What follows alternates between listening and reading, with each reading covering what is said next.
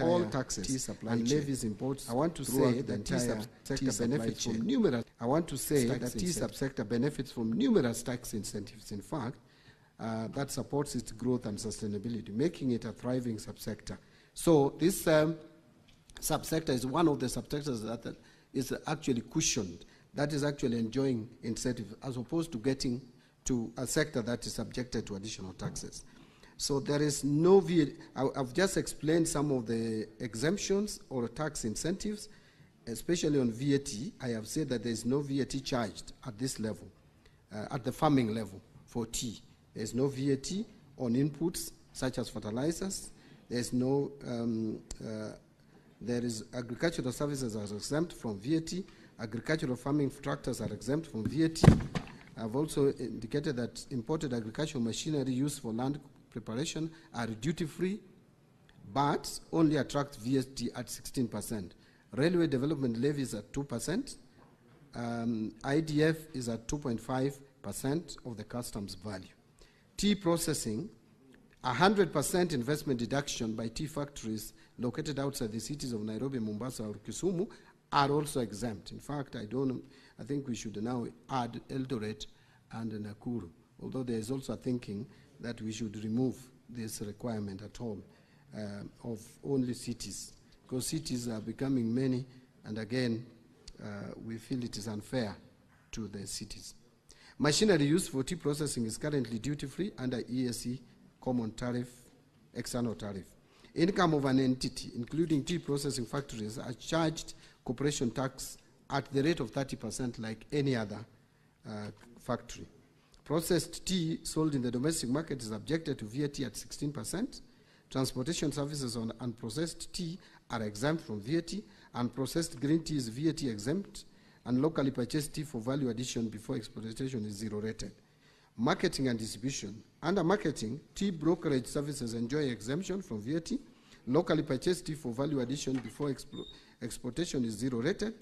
So, Honorable Speaker, manufacturers of packaging materials locally for uses by exporters of locally produced goods such as tea and horticultural products import raw materials duty-free under the EAC duty remission scheme. Packaging materials of all goods, including packaging for tea, also attract 16% like any other. Imported packaging materials attract excise duty at the 25% of the excise value, but I will give the latest information about that.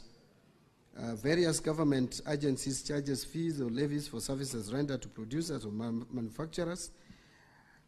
Now, but I want to just point out, Honorable Speaker, two things. That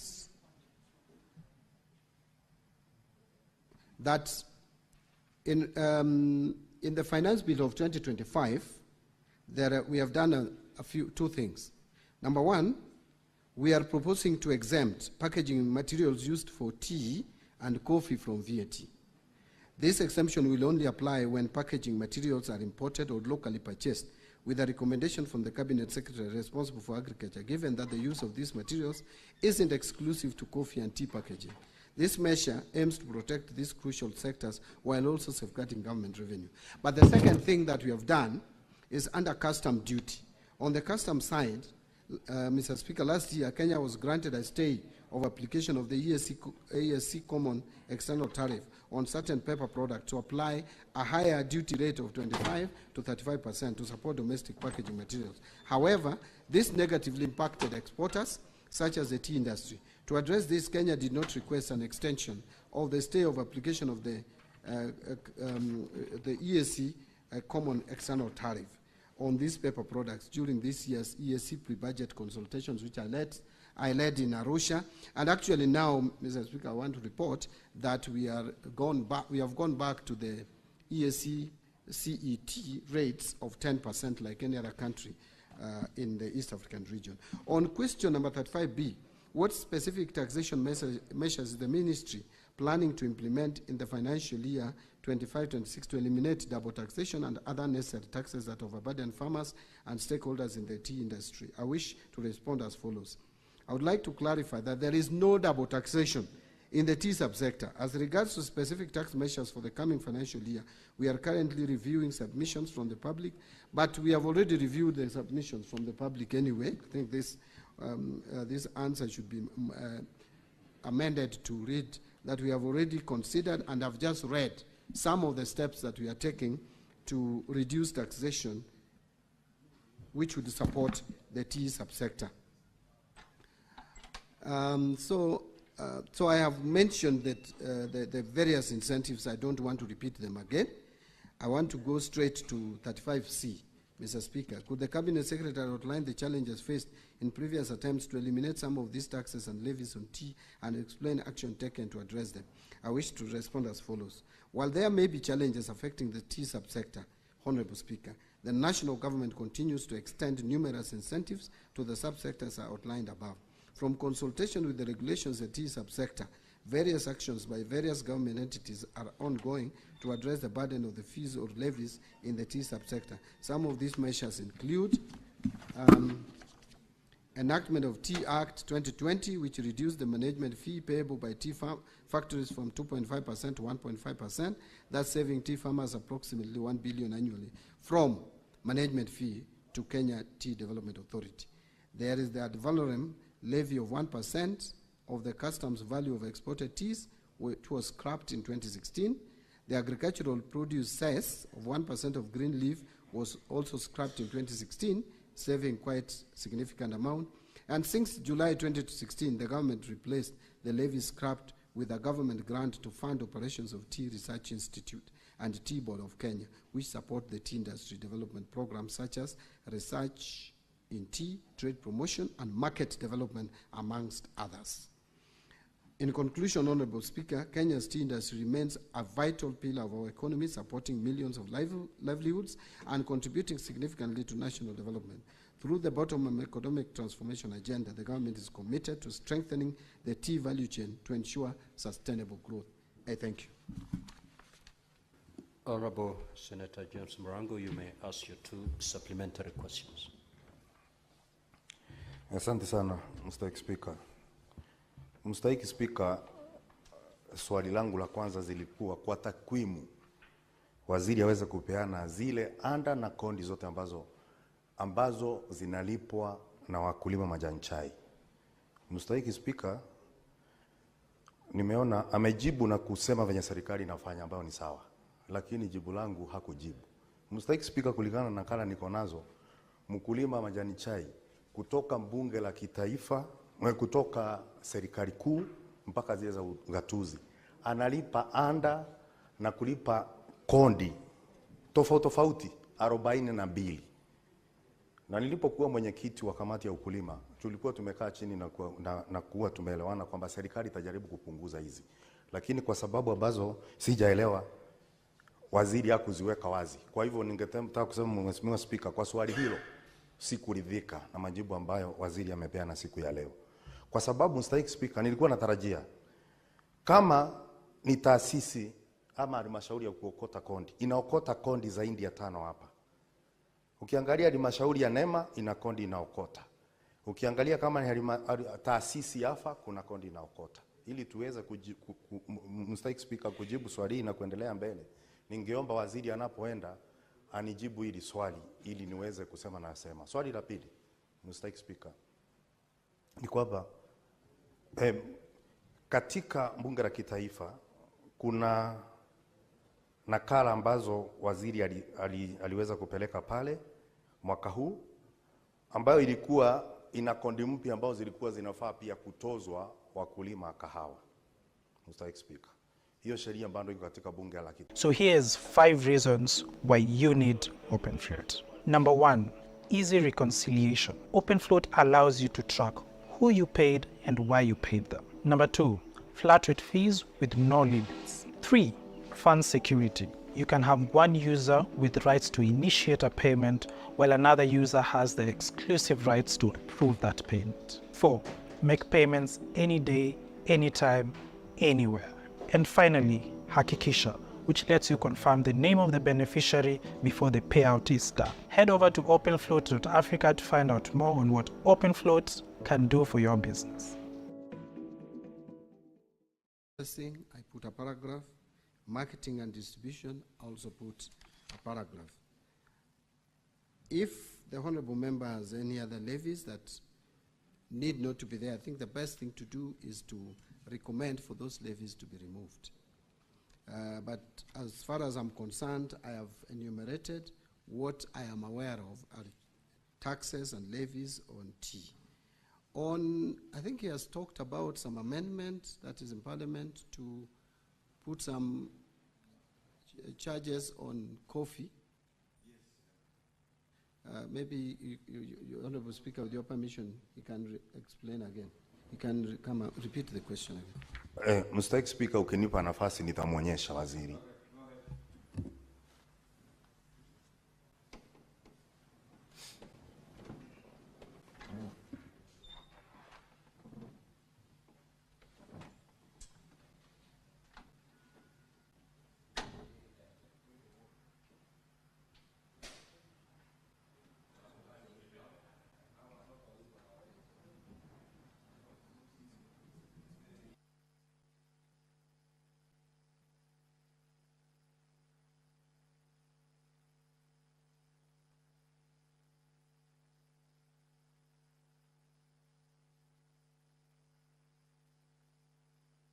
Honorable CS, if you need time to acquaint yourself with that particular document, you may say so. Yeah, Mr. Speaker, I'm trying to check because my understanding was that we were reducing those rates.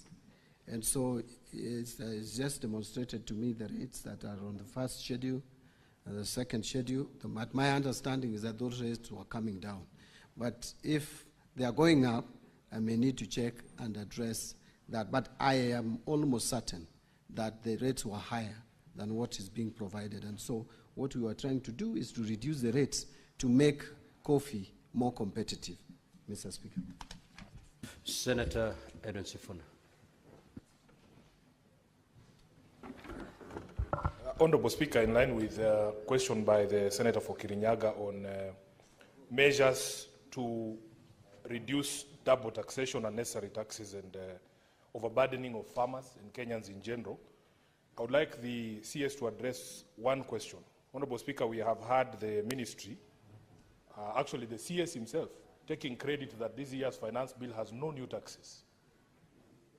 But I know it's credit to the Gen Z who have struck the fear of God in this government. They will not attempt to bring new taxes. What are you doing about existing taxation, Cabinet Secretary, that you found, including the housing levy, the increase in pay, and VAT on fuel that has seen the cost of taxes on a liter of petrol exceeding the cost of the product? I thank you, Honorable Speaker. Senator Mofai. Thank you, Honorable Speaker. Mine is a supplementary question. Says Treasury.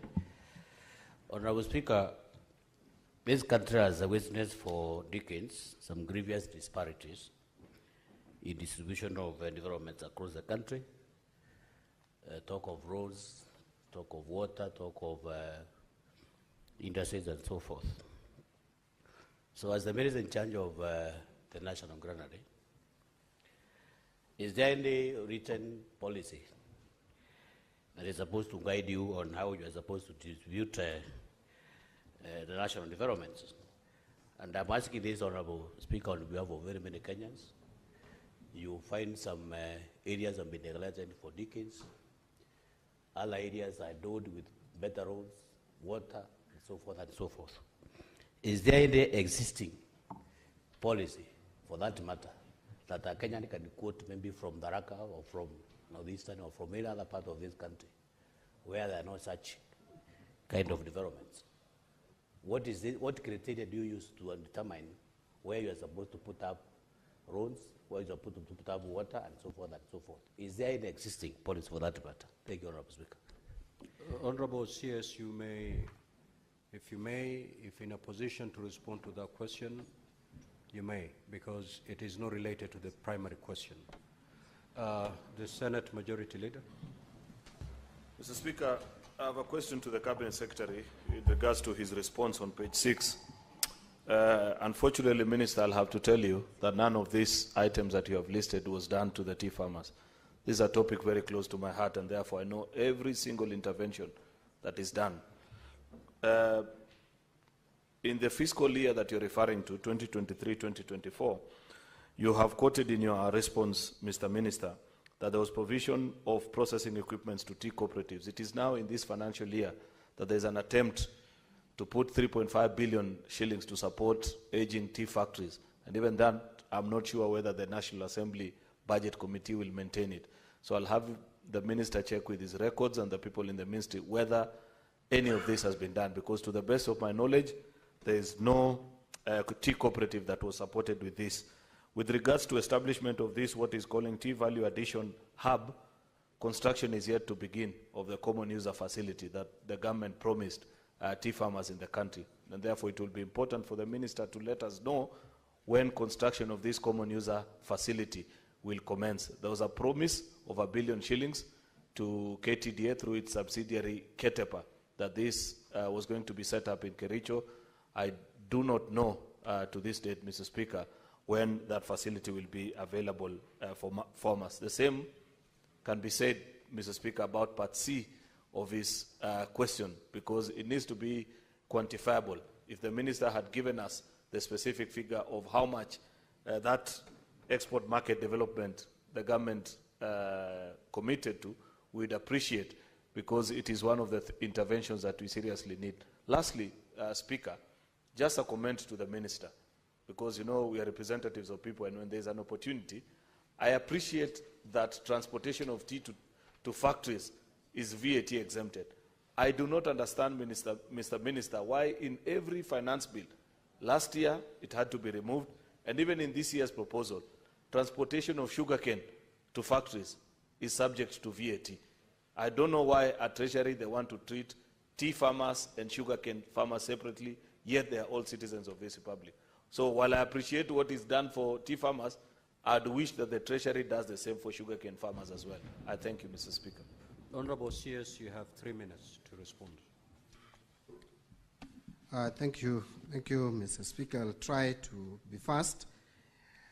Yes, it is true that we have not made major changes in taxes that would disadvantage the taxpayer or individual taxpayers in terms of reducing their disposable income. And this was a commitment. Yes, I know Senator Sifuna is attributing it exclusively to Gen Z. Partly true, partly not true. Honorable Senator Sifuna very well knows my stand on taxes. Even before I joined the cabinet or the executive, I am one person who does not believe that higher taxes would lead to more revenue or higher tax rates. And that is my stand. I've spoken about it. Maybe we share that idea with Gen Zs, but so it cannot be exclusively the Gen Z's ideas. And I think the government is also sold into the idea that now, where we have reached, we cannot go further to reduce disposable income.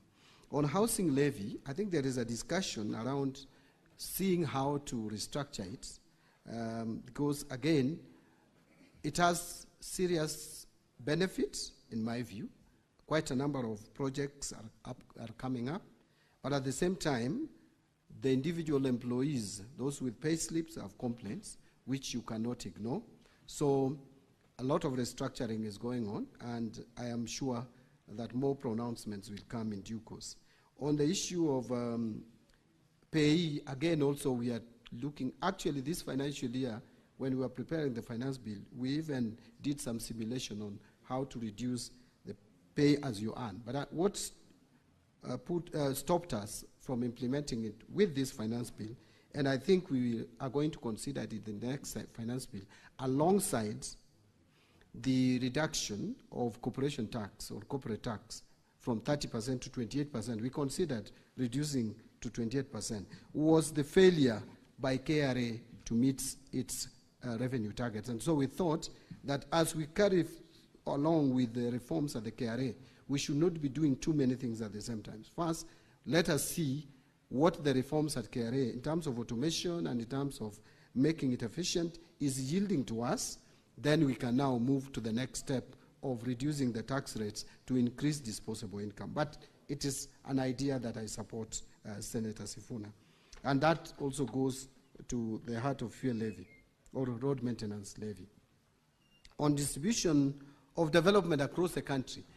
Yes, Senator, it is true, Mr. Speaker, that over the years since independence, that we have not been very fair and objective as a country in terms of distributing or budgetary allocations to regions. And this is what has brought the tension that we have in the country, where people believe that for you to get development, then your people should be the ones in power. And I think devolution was meant to cure this, but it's still at the same time, still it has not been fully cured. We are trying, and it is not something that you are going to do in a day, to try as much as possible to be equitable in the distribution of resources. And I think the budget that we have produced addresses it to some extent. It has not fixed it, but addresses it. Take, for example, and I've given this example, that since independence, the children in Tana River have been eaten by crocodiles as they crossed River Tana going to school.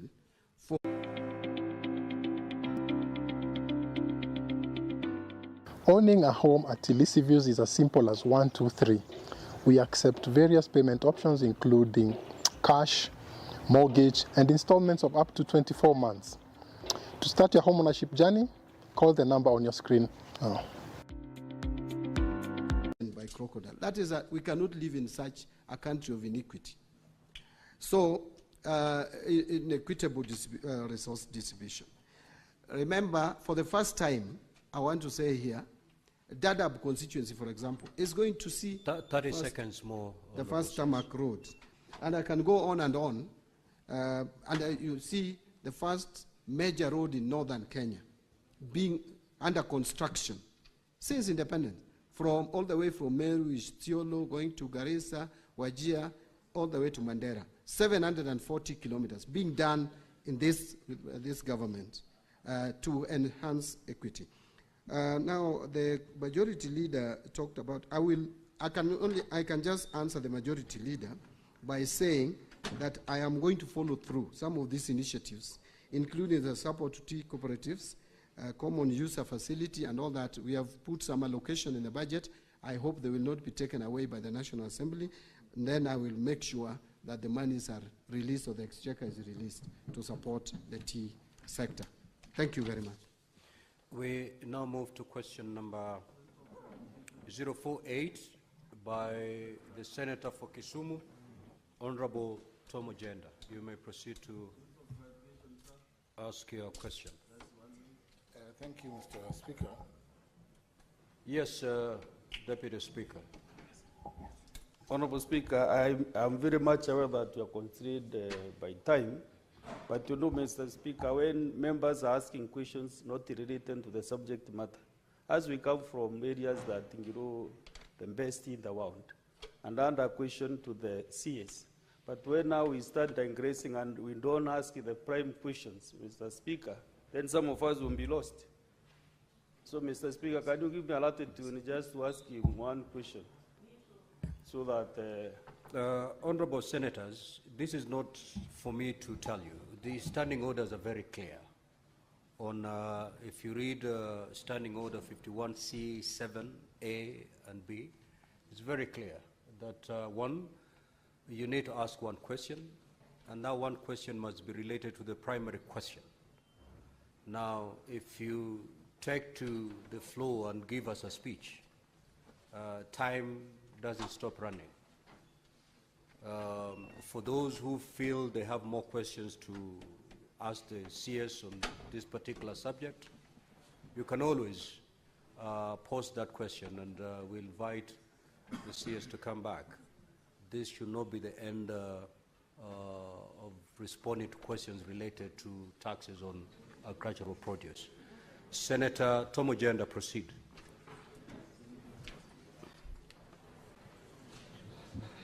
Thank you, Mr. Speaker. Mr. Speaker, my question number 48 goes to the CS Treasury, CS John Mbadi. It's in 3 parts. The first 4 parts. The first part: what immediate measures are being implemented by the government to address the extensive days in processing pension claims for retired civil servants of various levels, Mr. Speaker? And could the Cabinet Secretary provide a timeline for full digitization of pension records and transition to an end-to-end enterprise resource planning ERP system for a more streamlined process? That's part one of the question. Mr. Speaker, part two is on the processing of pension and the pervasive corruption claims. How is the ministry addressing the pervasive corruption and bribery within the pensions department, including claims of pension payment to non-existent or ghost pensioners? Part three, Mr. Speaker, what is being done to ensure that pension funds, which have persistently faced significant carryovers due to underfunding and liquidity challenges, are prioritized and allocated adequate funding in future budgets? And lastly, Mr. Speaker, part D, could the CS Treasury explain why any proposed regulatory reforms aimed at harmonizing outdated pension laws with contemporary digital financial management practices? Thank you, Mr. Speaker. These questions are born out of the delays in payment to pensioners. Thank you, Mr. Speaker. Honorable CS, you may proceed to respond. Now we have 15 minutes. Those 15 minutes to be utilized by the CS in responding to the question, and also to be utilized by honorable senators in asking supplementary questions. Now, honorable CS, your response is fairly lengthy. Please paraphrase it to allow honorable senators time to interact with your response. Yeah, thank you, Mr. Speaker. I think I'll take 3 minutes just to go through the response. I'll not read it verbatim. Measures being implemented to address delays in pension processing and the transition to a digitized pension system. A number of steps we are taking for comprehensive review. One is timely submission of retirement notices. Employers are required to notify employees of retirement at least 1 year in advance, and to submit pension claims to the pension department 9 months before the official retirement age. Number 2, verification and documentation. Pension payments are contingent on complete and accurate documentation from retirees and employers. Incomplete submission, disputes, or litigation. Number 3 is processing at the pension department. Once a complete pension claim is received, the department processes it within 90 days, as stipulated in the National Treasury Citizens Service Delivery Charter. Then we have exchequer releases, which is also another challenge. Payment of pension gratuities depends on the availability of funds, which is influenced by national revenue inflows. So to improve efficiency, these are the measures that we have taken. One is deployment of pension officers to key MDS. So we have made sure that key MDS, like TSC and others, have pension officers. The National Treasury has deployed 18 pension officers to the Teacher Service Commission, for example, to expedite the verification and submission of the pension claims. Number 2, strict enforcement of early submission policies. MDAs are mandated to submit pension claims 9 months before an officer's retirement date. Number 3, system enhancements and technical support.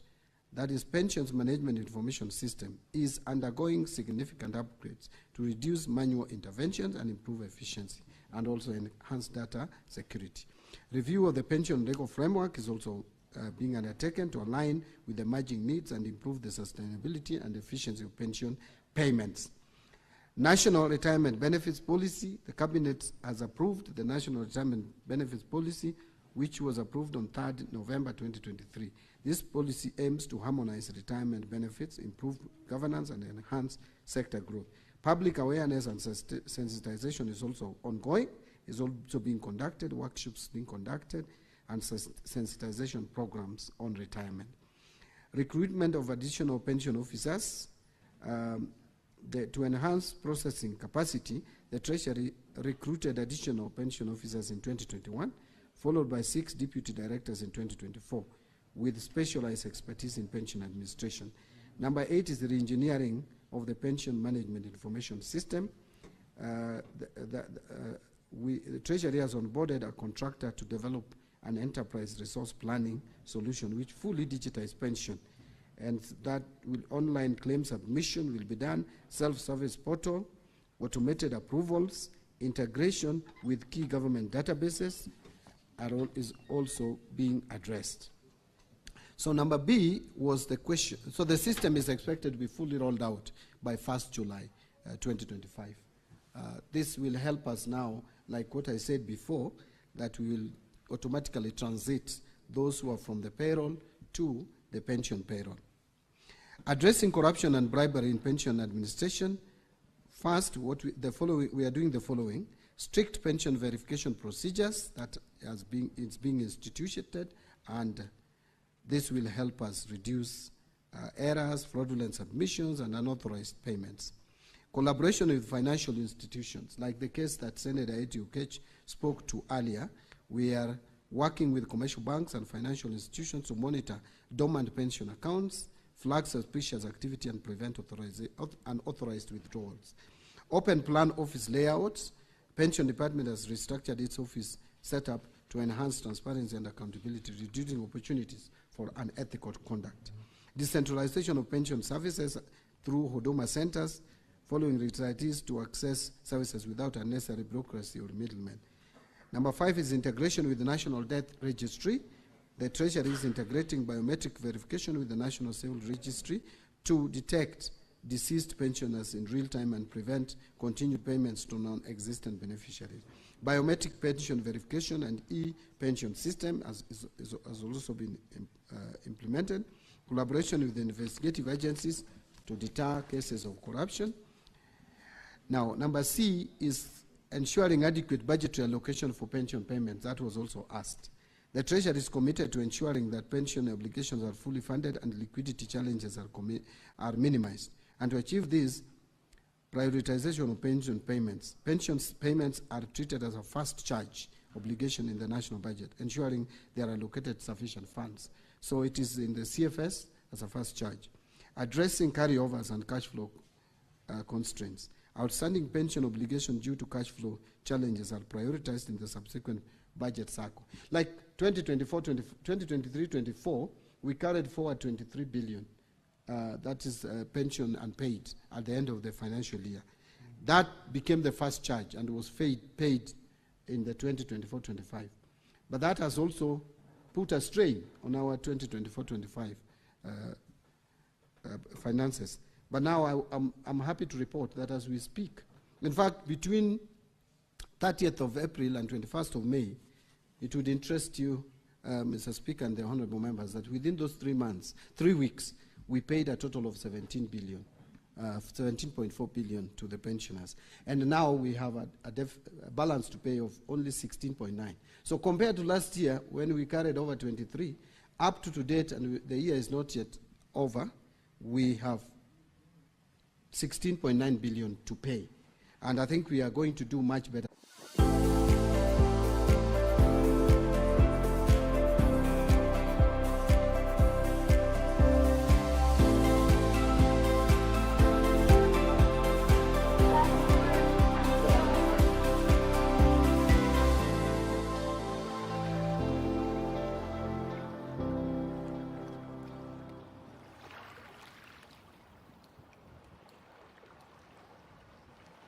Government is implementing key regulatory reforms, which are as follows. The legal reforms, we have on the scope, the Task Force on Public Service Pensions Legal Framework, formally appointed on 17 September 2024, is tasked with reviewing existing pension laws and identifying gaps and hinder effective service delivery. Then there is legislative and regulatory amendments.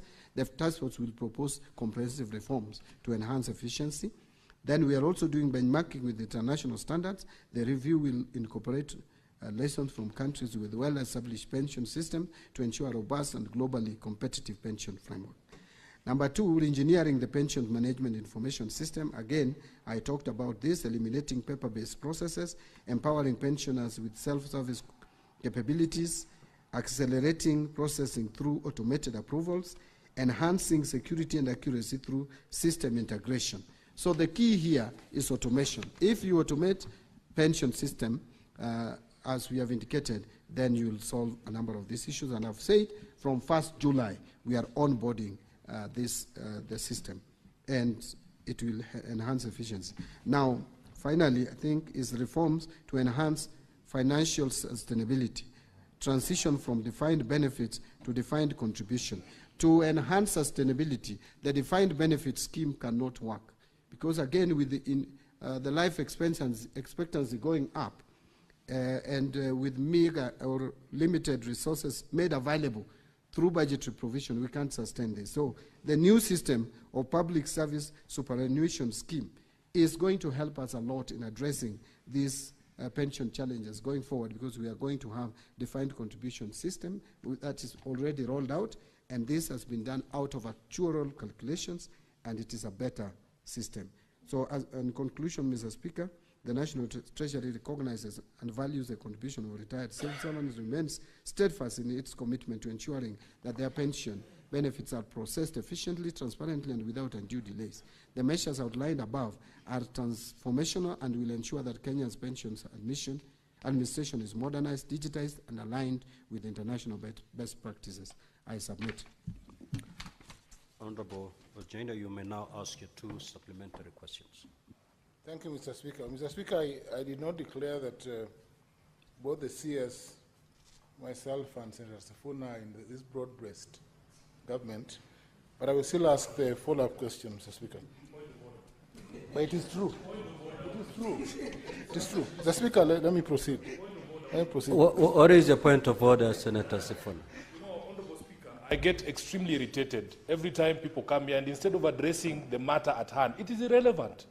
What sort of contribution is that? And we have very limited time to engage with the CS. Could you stop the senator from engaging in sideshows? Senator for Kisumu, the rule on irrelevance Mr. Speaker, applies. I will move to the question. Stick the point to the matter at hand, please. Mr. Speaker, that's okay. Mr. Speaker, my supplementary question is on the point that the CS has addressed, the public superannuation pension scheme. Mr. CS, address us why there has been delay in processing pension funds for police officers and retired TSC officers under the public service superannuation pension scheme. And when will this be paid? Because there's a delay, a patent and palpable delay. But we are still in the same system. Thank Honorable CS, you may respond. Thank you, Mr. Speaker, and thank you, Senator Ojenda.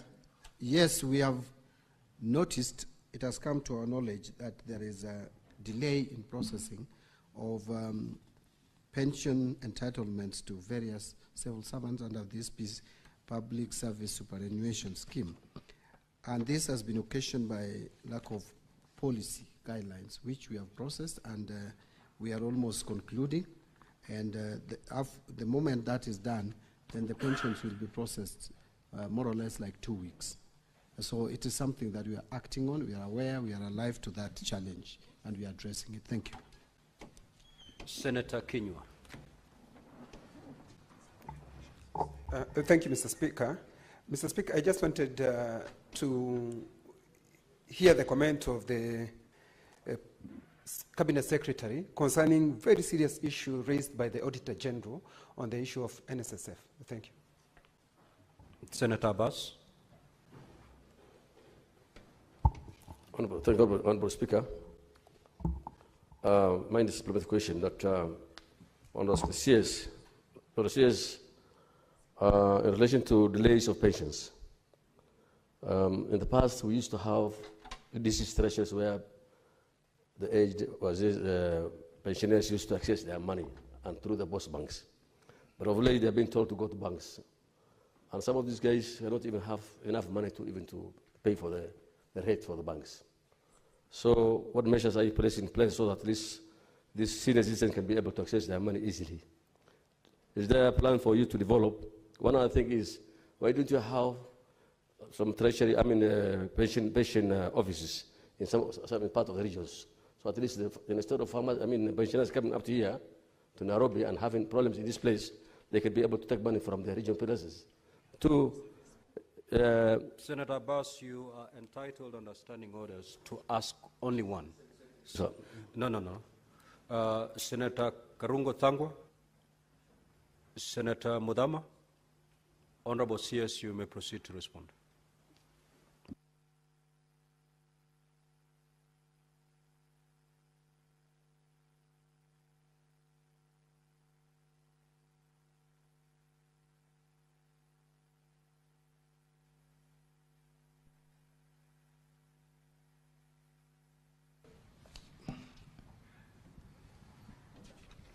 On the question that was asked, is it really working?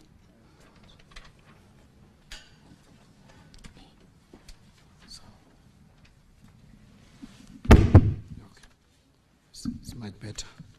Now, on the question by Senator Kinyua on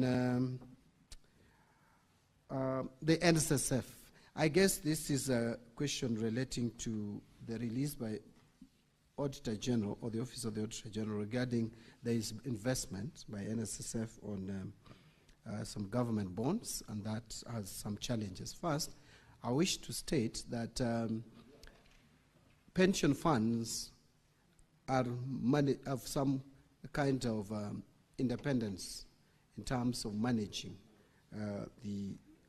the pension investment, and they have they recruit custodians and fund managers to do that and advise them on how to invest, where to invest. So if there are mistakes that they committed in terms of investment, then there is a process that would deal with that. As the Auditor General has flagged it out, and already I am aware that a parliamentary committee is on this matter. I would only wait for the parliamentary committee to conclude its work, make recommendations. That is Public Investment Committee of the National Assembly, I think. Make its recommendations, and then action can be taken, especially if there is any action regarding policy direction that the National Treasury needs to put in place to deter any future involvement. Because again, in terms of actions for someone who has deliberately, if there is any deliberate act, then that we have relevant departments and offices dealing with that. On the issue of pension officers being deployed, we are trying to move away and make this work, this whole question of managing pension be automated. And so we are having a self-service portal we are putting in place that they don't have to move. The pensioners don't even have to move anywhere.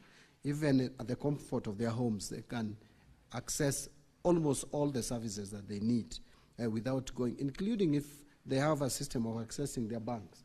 They would just file documents and start withdrawing money to their phones from the bank, and it becomes very easy. And we have also put in place services at Huduma centers to support this. Thank you. I think that's what I would say on this. Thank you, Mr. Speaker. Thank you. We shall now move to question number 79 by the Honorable Senator Karen Nyamu.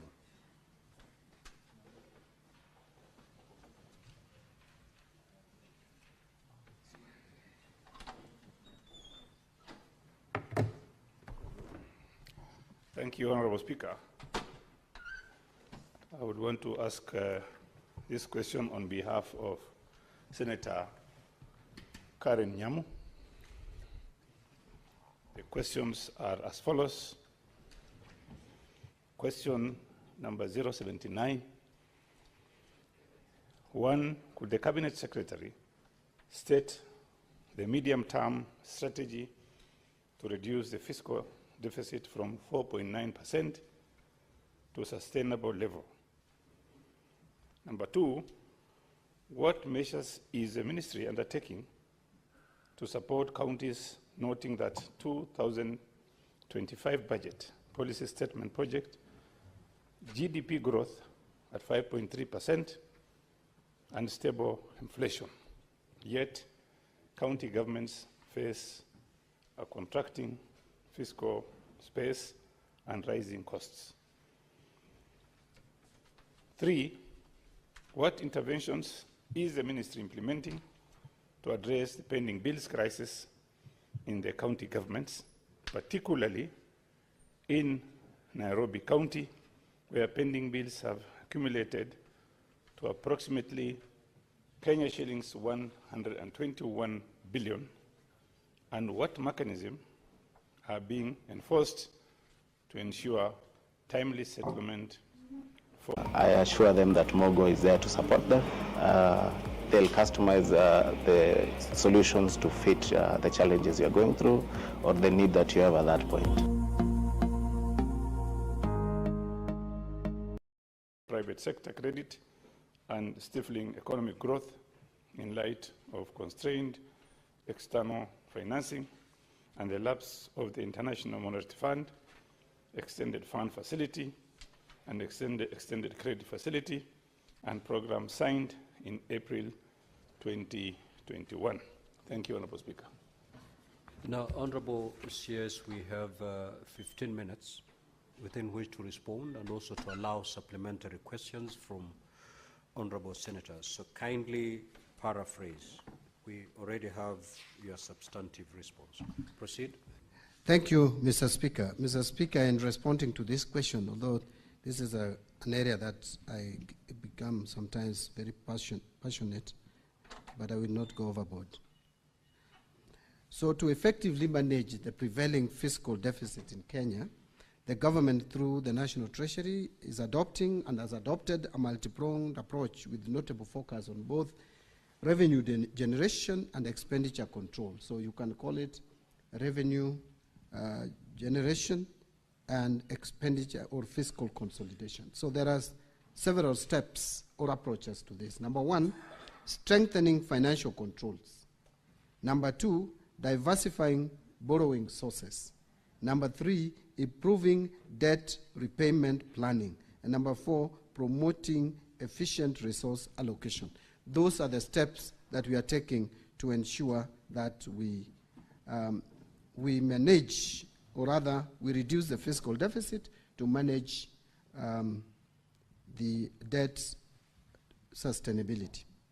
So, for example, in this financial year that we are going to 25-26, we plan to have a budget deficit of about 4.5%, not 4.3 as indicated in the document. We have revised it to 4.5% compared to 4.9, which of this current financial year. Actually, it's going to be about 5.1% this financial year. So we are reducing the budget deficit. The best way to address or enhance or ensure debt sustainability is to persistently and consistently reduce budget deficit year by year. I want to report, Mr. Speaker, that in 2020-2021, the budget deficit was 8.3. 21-22, that came down to 6.2% of GDP. 22-23, it came down to 5.6. 23-24, you see we are coming down. We came down to 5.3, and now we are at 5.1. Then we want to move to 4.5 continuously, and in the medium term, we'll be at 2.7. So that is what the reduction of budget deficit will help us on debt sustainability. But then, that can only be realized through fiscal consolidation. Fiscal consolidation here simply means, one, you enhance revenue collection.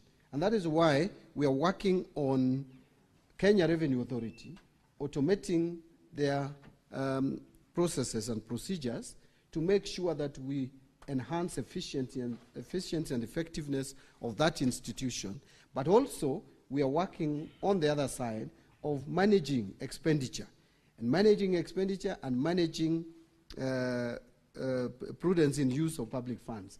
Mr. Speaker, I want to report here that one step that we have taken to ensure that our revenues are realistic, because that is one area that has resulted over the years in over-budgeting, which has given us high fiscal deficit. We revised 2025-26 revenue estimates down from 3 trillion and 18 billion to 2 trillion 757 billion. For the first time, Mr. Speaker, I'll report to you that the National Treasury's estimate of ordinary revenue is below the estimate by Parliamentary Budget Office. For the first time. It has always been that the Treasury estimates are higher. So we are doing that to make sure that we are realistic. So on the revenue side, let me brush over or move to expenditure. Some of the things that we are doing to ensure that we cut on expenditure. And again, I want to report here that we reduced our expenditure based on the BPS that was approved by 120 billion just to live within our means. So we are taking steps to actualize fiscal sustainability. The government will sustain efforts to strengthen accountability, transparency, and a revenue mobilization path by the medium-term revenue strategy. We are also strengthening expenditure control and improving efficiency and effectiveness in public spending. That is why on 7th of April, I officiated the launch of e-procurement system to maximize value for money and increase transparency in procurement. From 1st of July, all government procurements will be done through e-procurement platform, and no one else will be given excuse. Over 3,000 MDAs will all be onboarded, and the onboarding is going on, and we are even training the suppliers, the contractors, on the use of this system. We have also implemented zero-based budgeting approach for this financial year for the first time. We have also operationalizing the assets and inventory management modules in our IFMIS for all MDAs. In order not to crowd out the private sector and the provision of public services, the government is scaling up the use of public-private partnership framework for commercially viable projects. A number of projects are lined up for PPP. Rironi Mau Summit is one case. We are also thinking and working and moving forward with SGR that will largely be on PPP. The Galana Kulalu project is there, one of the PPP projects. A number of projects under the energy sector, especially the energy transmission, are also being implemented under the PPP system. The government is also piloting a new human resource management system, which will be rolled out to all national government ministries and departments, as well as all county governments, in order to improve the management of the wage bill, including statutory payroll deductions. In view of the constrained fiscal environment, prioritization during resource allocation will be critical in ensuring low priority expenditure are dropped or deferred to give way to high priority service delivery programs. So ministries, MDAs are therefore required to reevaluate all the existing or planned activities, projects and programs to be funded in the financial year of 25-26, and that we did. Now strategies, Mr. Speaker, I could go on and on in terms of talking about managing our debt, because it is a very wide topic, but I think those are some of the salient features of what we are implementing. On strategies to manage county government funding constraints, first, there is a reason for funding constraints. One is the low ordinary revenue collections over the years.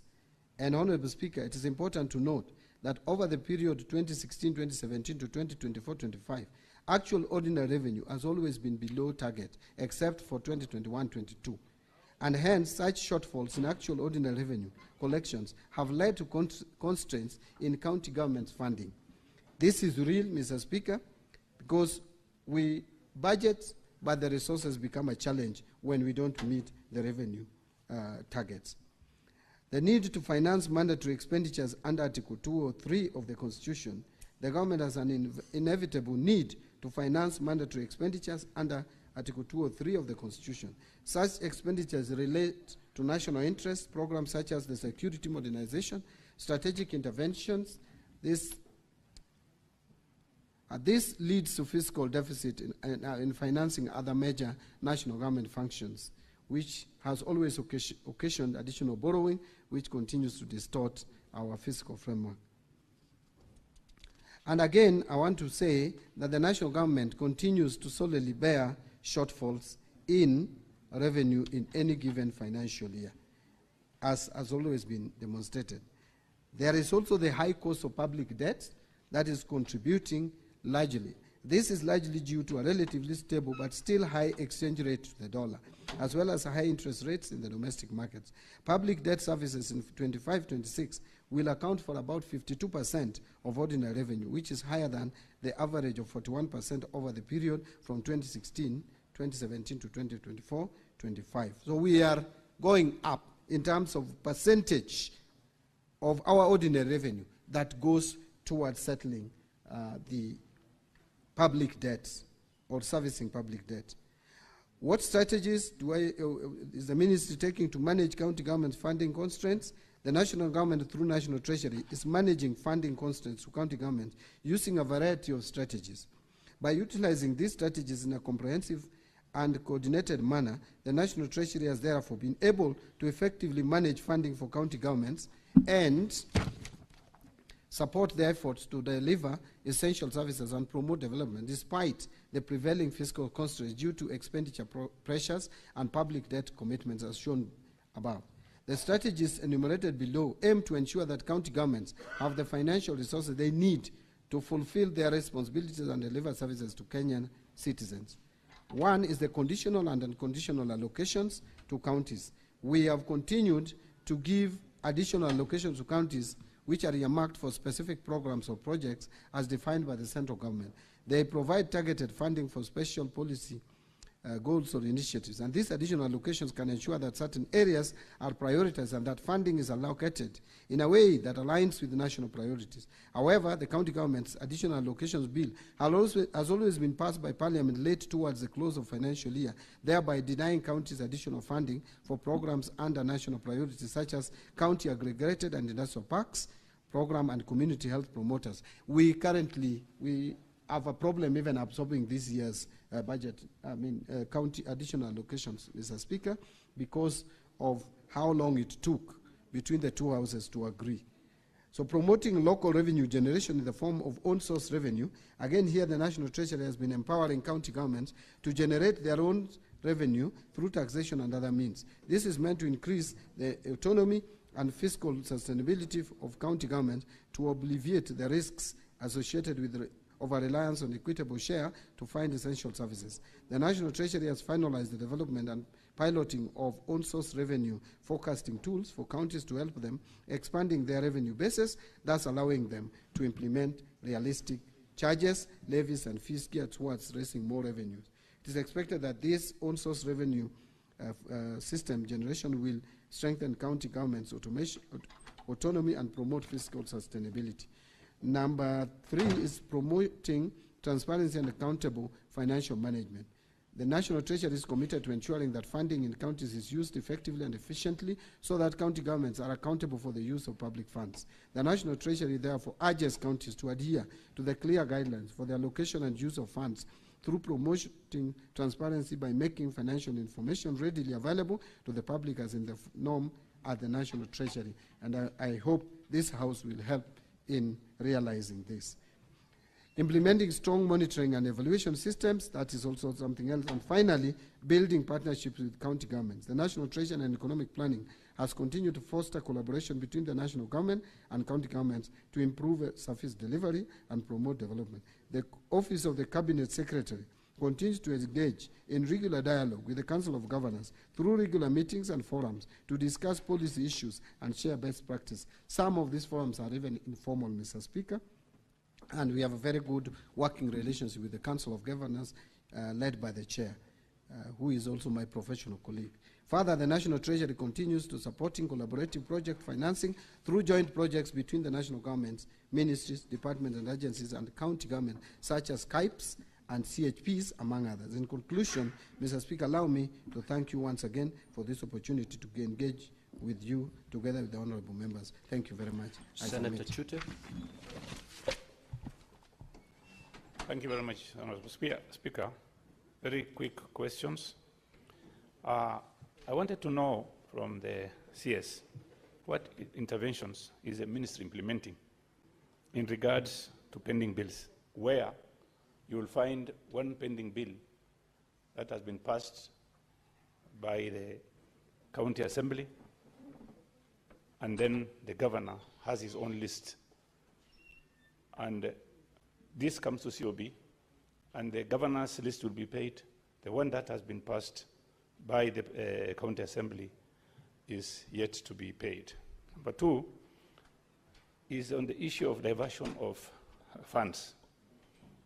When a contractor or a supplier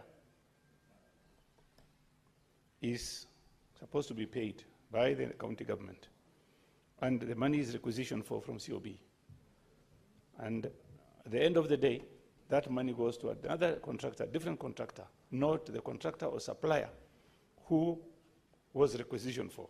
So how is the ministry going to deal with this matter? Thank you very much, Honorable Speaker. Honorable CS. Thank you, Mr. Speaker. I think the two questions are linked together. They're very related, where you find that the requisition is made through the normal system, through the control of budget, and yet the payment is given or paid to someone else or another contractor or to pay another bill. This is a problem that is very pronounced in counties from what I gather. And as we are actually, we are working on a tool, a system that will be used by both the national government and the county governments to ensure that the bill, what has been approved is actually what is paid for, and also to ensure that bills are prioritized in terms of first in, first out. Because again, there's a lot of favoritism and discretion by governors. So that, I mean, by decision makers at the counties and at the national government level. But even as we do that, I think the control of budget has capacity and tool. What we need control of budget to exercise or do is to make sure that their approval is respected, so that they rein on the county governments. The the Auditor General can also be taking the approvals from the control of budget and use it to audit the actual expenditure. And then I also want to ask this Honorable House, the Senate, that this is also an area where you can help. I know you have helped before, but I think you can help more by ensuring that it's not even micromanaging, by ensuring that what has been approved is what is actually paid. Because these cases are too much. They are reported, we live in this country, we hear about them, and nothing seems to be happening to stop this, which I call actually illegal diversion of funds. Because if control of budget has approved money to be spent on a particular manner, that is how it should be spent. It should not be spent in a different manner at all. So we, as National Treasury, are working on a system that would ensure that payments are made in line with the approval. As that is being done, I think we can still use the current system and supervision to help deal with some of these challenges. Senator Sotsi. Thank you, Mr. Speaker.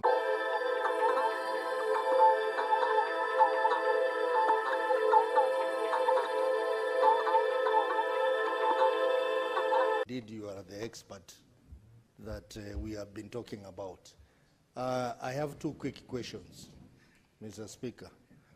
One is that the CS has talked about constraints in disbursing monies to the counties. And I would like to make reference to the disbursement schedule we passed last week to disburse money under additional allocation to the county. Maybe you can elaborate to this House what constraints you are facing. Because I spoke to my governor yesterday, and he told me that though we passed some monies, that money has not hit the account. Instead, there was a communication from the National Treasury about the further delay. Go straight to the question, Honorable Sotsi. So what are these constraints the ministry is facing, particularly in disbursing the money under additional allocation that we passed the disbursement schedule last week? Number two. Honorable Sotsi. Yes. Under Standing Order 51C, 7B, you're entitled to ask only one supplementary question, Okay, very which you well. have. Very well, Honorable Mr. CS, proceed to respond. The constraints generally would be on cash flow challenges, especially where the funding is from GOK, and more particularly where we fail to meet the revenue targets by KRA. And I will tell you that we have so much demand. At times there are some months which are very bad, especially the months where we are paying loans. We are repaying loans. We usually have challenges in the month of January, February, very serious challenges in the month of May, and then July. Those are months where we repay the Chinese loan on SGR, and those are the same months like January where we pay capitation to schools, and the capitation to schools is at times almost 50 billion. And remember, every month we pay 80 billion salaries. So if you add 80 billion, you add to say 40 billion, that's already 120, and you add that to debt repayments, we sometimes come to 50, 60, you're already beyond 200. And revenue collection in a month is averaging around 200 billion. Now that then puts a problem to funding counties, puts a problem to funding other development expenditure. But I will tell you, we still work very hard to make sure that counties get priority in terms of funding. And sometimes we look at even the balances of counties and release some money. When we have limited resources, release some funds to some counties which have low balances. Those who still have high balances, we again tell them when they spend, we give. As we speak, we have paid up to end of April all the monies to all counties. But we have May still outstanding. And of course we have June. And we have that constraint. Honorable Speaker, this year particularly, I think has been a terrible year. Apart from the fact that we had that economic shutdown, and I want honorable members to listen to me on this. Apart from the economic shutdown that we had for almost 2-3 months. You have 1 minute, Honorable CS. Thank you, Honorable Speaker. If you could add me 2 so that I could do 3, just to explain this bit. The economic shutdown led to slowed economic growth in the country and failed meeting of our targets in terms of revenue collection. But we also did not conclude with IMF the 9th review. So we lost $765 million going to budgetary support. As we speak, the World Bank's funding, or BOP, seems to be going to July. Because one of the things is that some of the legislations that were precedent to the release of these funds, Mr. Speaker, delayed in the legislative process. The conflict of interest bill was a key bill for World Bank to give us the funding. And when it was unlocked, there was no time to take our approval to the board. Now you see we are going to June 30th with 97 billion whole that I did not prepare for as Cabinet Secretary. Now, these are challenges, Mr. Speaker, which inhibit our release of funds. Even when sometimes National Assembly puts pressure on me on CDF, I don't even know what to do because the resources are constrained and we have to balance needs. Do you pay salary or you release money to CDF and release money to counties? Do you pay salaries or you stop paying salaries? Those are questions that you have to ask. You have debts to pay. You must pay those debts. If you default, the implication for our economy is dire. Remember, as I conclude, Mr. Speaker, the reason why we have tried very hard to make sure that we meet our obligations. There were 6 countries that were mentioned in 2021 by IMF as candidates for restructuring, as candidates for default. 5 have defaulted. It's only Kenya which has survived. Angola has defaulted, Ethiopia has defaulted, Ghana has defaulted, Chad has defaulted, and Zambia has defaulted. 5 economies out of 6. only Kenyans survive. I would conclude, Honorable CS. I would want to urge and request this Honorable House to help support me, support the government, support my ministry, so that we don't fall to where these our contemporaries are fallen. And I am confident we are not going to fall there. That is why sometimes you see some challenges, but we'll outlive these challenges, Mr. Speaker, with your cooperation. Thank you very much. Thank you, Honorable Senators. I'm afraid we may have to terminate our interrogation and interaction with the CS at that. Honorable CS, thank you so much. You are now free to leave. Clerk, you may usher the CS in charge of mining. Now, Honorable Senators, this morning we lost 30 minutes waiting for quorum. 30 minutes that we would have otherwise utilized to interact with the CS Treasury. And therefore, I urge you,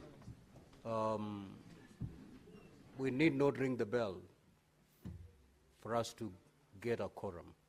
If you can be able and if you can purpose to be in the chamber by 9:30, then we'll have more time to interact with honorable CSs.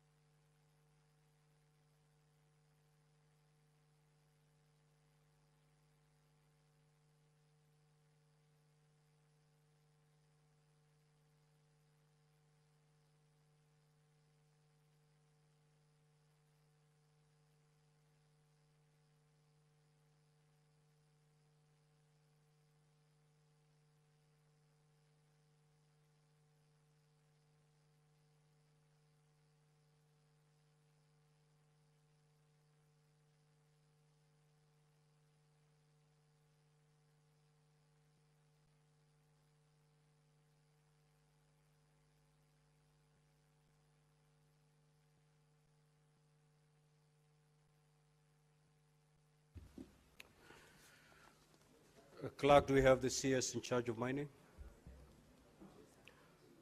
Honorable CS, welcome to the Senate. You are here today to respond to two questions. Order, Honorable Senators. Please let us take our seats. We will start with question number 031 by the Senator for Kisumu County, the Honorable Professor Tom Ojenda. You may now proceed to ask the question. Thank you, Mr. Speaker. Mr. Speaker, my question number 31 is in 4 parts. I have also received responses to the questions. I will ask the questions, but but I will save time because, Mr. Speaker, the responses are satisfactory, so the CS does not need to spend too much time responding.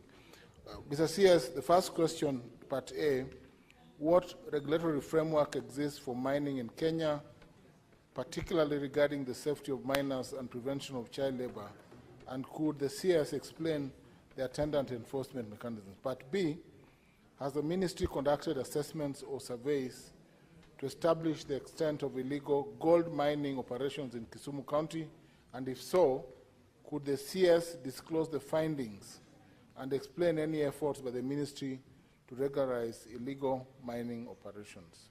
Part C, what training or capacity building programs does the ministry offer to small-scale miners in Kisumu County regarding modern, safe, and sustainable mining practices in view of the various fatalities already recorded in various areas in Kisumu County? And lastly, could the Cabinet Secretary explain the steps taken by government to mitigate the negative environmental impacts of gold mining operations in Kisumu County? That's all, Mr. Speaker. Honorable CS, you may proceed to respond. You need not read your response verbatim. You may like to paraphrase it so that we, in the interest of time, that is. You may proceed, Honorable CS. Thank you, Honorable Speaker. As indicated by Honorable Senator, that we have furnished with the relevant responses. I just wanted to assure the Senator or the House that indeed we are on course in training and capacity building on our artisanal miners and adhering to the regulatory framework and, of course, Mining Act 2016. Mr. Speaker, the Senator had asked on the preparation of the artisanal miners and capacity and licensing processes. I just wanted to inform the House that we have now formed cooperatives. We have undertaken capacity building. We are in line with our regulatory framework to ensure that they adhere to the regulations. So I am happy, Mr. Speaker, that the Honourable Member is satisfied with our responses. But generally, I want to assure the House that we are on course in capacity building, in creating safety nets, and ensuring restoration or rehabilitation of our mining, whatever activities that happen in all areas in our countries. Mr. Speaker, we've also deployed county mining officers to ensure that they work hand in hand with counties and communities so that we can adhere fully to the requirements of the law. So, in other words, we've not only decriminalized the artisanal activities, but we've also created processes of ensuring they adhere to the rule of law and also are supported accordingly, working with other partners such as NEMA, Ministry of Environment, and Ministry of Cooperative. Mr. Speaker, I submit. Thank you. Senator Tomogenda, you may ask your two supplementary questions. Mr. Speaker, I have no supplementary question to the CS. I'm satisfied with the response. Thank you, Mr. CS. Senator Wambua. That's a new one coming from Senator Tom. Senator Professor Tomogenda, allow your colleague to ask a question if you're satisfied. In the broad-based, it's okay. Honorable CS, you may take your seat and then note all the questions because I'm going to allow a number of the senators to raise questions. Thereafter, you will respond to them at a go. Honorable Wambua. The Speaker, the way Senator Tom is pointing at me, I'm not sure I'm safe. I want protection from you. Senator Tomogenda, I have noted your... Senator Tomogenda, kindly resume your ordinary seat. Just proceed and do it quietly, please. Proceed, Senator Wambua. Thank you, Speaker, for your protection. Speaker, my question flows from question B on illegal mining activities. And I wanted to find out from the CS if he's aware of the illegal extraction of copper in Kitui County, especially the area around Kitui West, called Mediko. And if he does not have the specifics about it, Mr. Speaker, it's an issue that I'm willing to take up with the CS in due course. But is he aware that there are people that are illegally extracting copper from Kitui West in Kitui County? I think it's... Senator Methu. Senator Mungatana. Asante sana waziri. Kwanza nakupongeza kwa kazi unayofanya waziri, tunashukuru. Kuna hatua ulichukua sehemu ya Tana River na ukasimamisha uchimbaji wa madini ya gypsum. Na sisi tulitarajia ya kwamba waziri utafuatizia, uweke mikakati ili wale wananchi ambao wanafaidika kwa uchumi huo wa uchimbaji wa gypsum wapate haki yao, wawekezaji wapate haki yao, county government ipate haki yake. Lakini waziri, baada ya kuchukua hatua ile ambao sote tulipongeza by the way, tumeona kwamba serikali kuu kutoka kwa ofisi yako mmenyamaza. Sasa tungependa kujua na watu wa Tana River wangependa kujua kunaendeleaje na mipangilio ni namna gani, manake pale pia ilikuwa ni kitega uchumi na watu hali ndizo hizi wanataka kuishi. Asante waziri. Senator Olekina. Thank you, Mr. Speaker. Mr. Speaker, my question to the Cabinet Secretary relates to mining royalties. Recently, Mr. Speaker, we had additional allocation of revenue, and some counties were allocated royalties, and I did not see any money being allocated to Narok County for additional allocation of revenue in terms of royalties. Yet Narok County has the majority of gold mining activities in the country.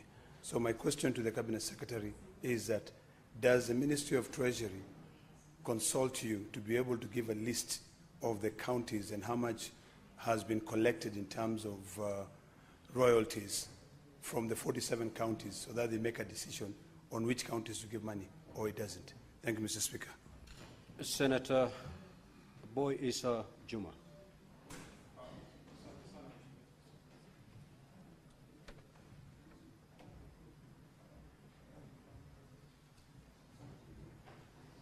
Asante sana Mheshimiwa Spika. Mimi nina swali ambalo nitakamuuliza Mheshimiwa Waziri kuhusu uvuvi, ambayo sehemu ya kule Vanga na Shimoni wavuvi wananyanyaswa sana na watu wa KWS. Senator Isa, your supplementary question must flow from the primary question. So you may want to wait until the Waziri responds to the second question that is related to fisheries. Senator Edwin Sifuna. Honorable Speaker, yesterday we had the opportunity to sit with Governor Kwale at the County Public Accounts Committee. The question I wanted is been asked by Senator Olekina, that in fact the Governor Kwale confirmed they have never received royalties from this government. So maybe when he answers that question, he will answer us as well. Senator Kenyuri. Thank you, Mr. Speaker. I would also wish to know from the Cabinet Secretary, in line with what Professor Tomo Jenda mentioned on capacity building, we have a soapstone mining activity which is more traditional, but I feel like the ministry is not giving it much attention like other mining, the other mining that happens in other counties, Mr. Speaker. So I would wish to know what other special consideration is being given to the soapstone covers and miners in that region, Mr. Speaker, because that's an area which as a country we can explore. Thank you. Senator Haji.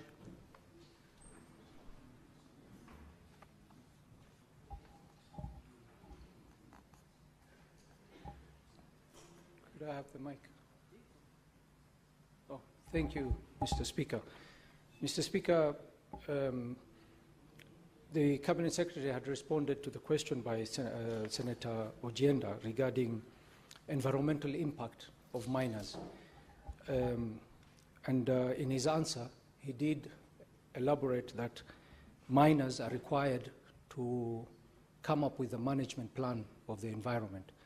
Could the Senator elucidate further in terms of how the ministry has taken action against miners who leave the environment in a very bad shape after they have conducted their business?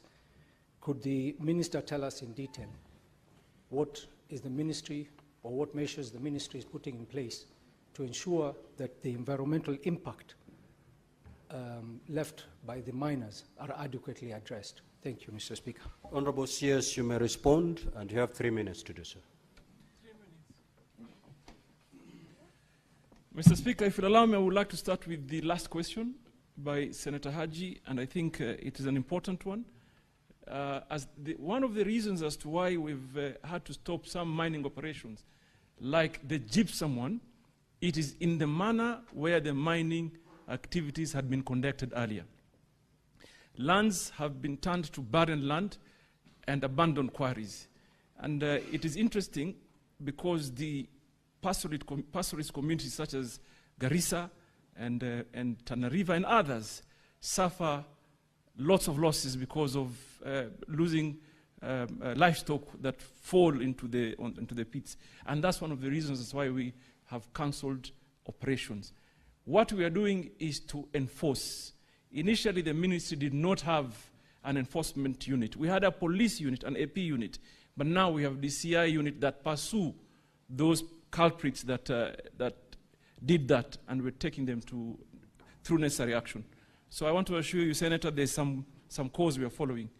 Senator Ekunyuri, you asked about soapstone. We treat all miners the same. Artisanal miners, a decision that was made is across all minerals. There's no specific treatment for specific mineral. So I just want to assure you, we have considered all minerals and all practices by artisanals. And all of them have been put in cooperatives and capacity build them so that they can be able to aggregate and access market easily. So even licensing, we use the same procedure, same protocols to ensure everybody gets licensed. Mr. Sifuna asked me about the royalties. I share your concerns, Senator. And I am already now negotiating with my committee of National Assembly to be able to undertake some reform, whereas when royalties are paid, they are disbursed to the rightful places on time, so that communities don't have to depend on Treasury. And obviously, I'll be consulting and seeking your support to be able to amend the law, so that if someone pays royalty, 70% goes to national government, 20% should go to counties, and 20% should go to communities.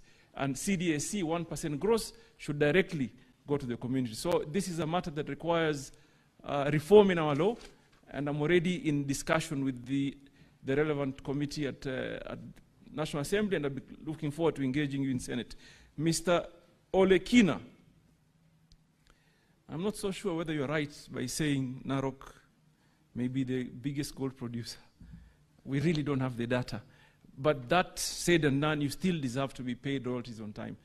And Senator, I took the decision of terminating some of the licenses because of failure to comply with royalties payment. And I am glad that you worked with us in Narok and supported us. And now we're in the process of identifying good, reliable companies that will take the liabilities of the preserve companies, pay the communities, fulfill the obligations, and be able to get a fresh license. So I also identify with your sentiments, and this is something that we're doing. Senator Makau, my brother, on Kitui mining, particularly on copper. Kitui is endowed with lots of resources, Senator, and copper is one of the most important critical mineral around the world today. And when we came in, we found that there was a lot of export of copper ore. We took a decision as a ministry. We stopped export of copper ore, and as we speak, There's not a single tonnage of copper that is exported, and therefore we are slowly managing extraction of our copper. What we are doing as a ministry today is to be able to consider the entire value chain, meaning if we have copper deposits in the country, we should be able to move it to copper concentrate and copper cathode to be able to achieve job creation and wealth creation. So, Senator, I assure you, the ones that had been mining earlier, we are pursuing them through our DCI unit. The ones that are doing today, we have now deployed districts mining officers to ensure there's no illegal activities, and we are working with the Ngaos in the districts so that we can be able to tame these mining illegal activities. The Senator for Tana River, Danson Mungatana, umeniuliza mambo ya gypsum, my brother, it is the same problem. Swala lilikuwa lile tu la uchimbaji mbaya wa madini. Na kampuni mingi ambao reapply haziwezi kuqualify kwa sababu waliwacha the mines walikuwa nazo mapema kwa hali ambayo haistahili. So for Tana River tumeshapeana leseni kama 4 hivi za gypsum baada ya ushauriano na the local leadership, mjumbe, MCAs na by extension the county. So kuna operations ambaye imeanza about 4 companies. Nataka kuhakikishia kwamba shida ya mining ilikuwa, hiyo pia inahusisha na Garissa.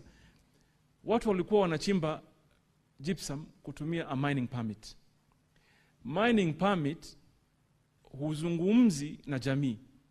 You don't need community consents to get a mining permit.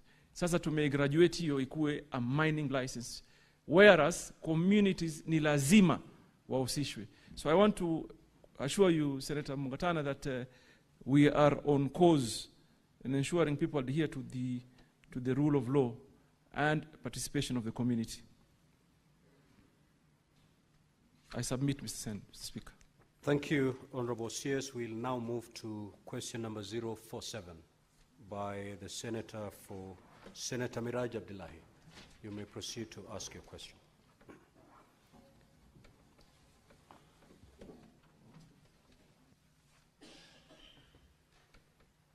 Asante Mstahiki Spika, na mimi niulize swali langu nambari 47. Wizara imeweka mikakati ipi kuhakikisha ya kwamba wavuvi nchini Kenya wamepata mafunzo ya kisasa ili kuongeza mapato yao?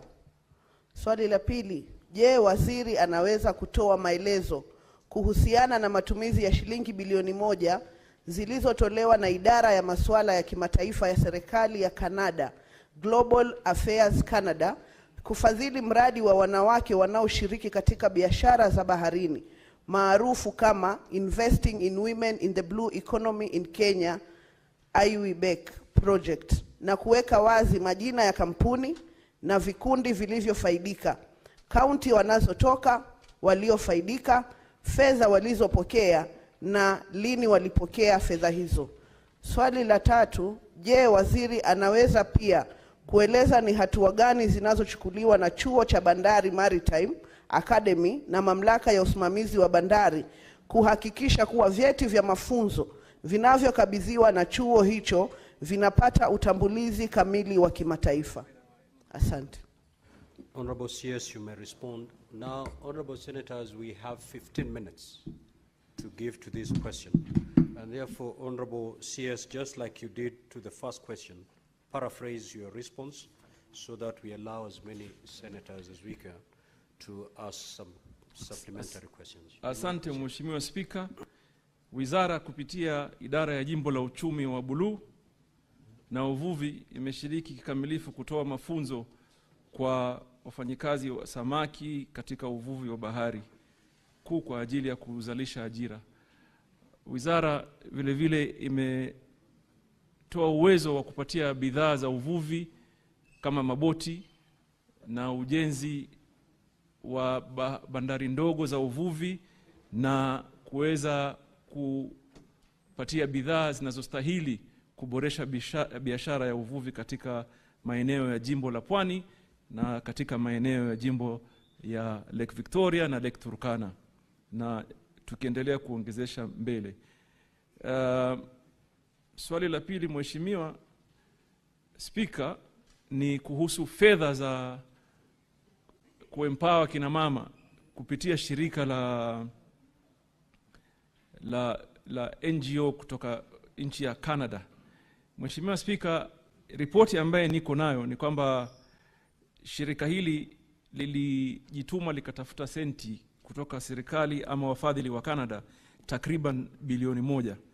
Baada ya kutafuta hiyo wakaanza kupeana grants ama msaada kwa vikundi vya kina mama viliomo katika jimbo la Lake Victoria na jimbo la Pwani.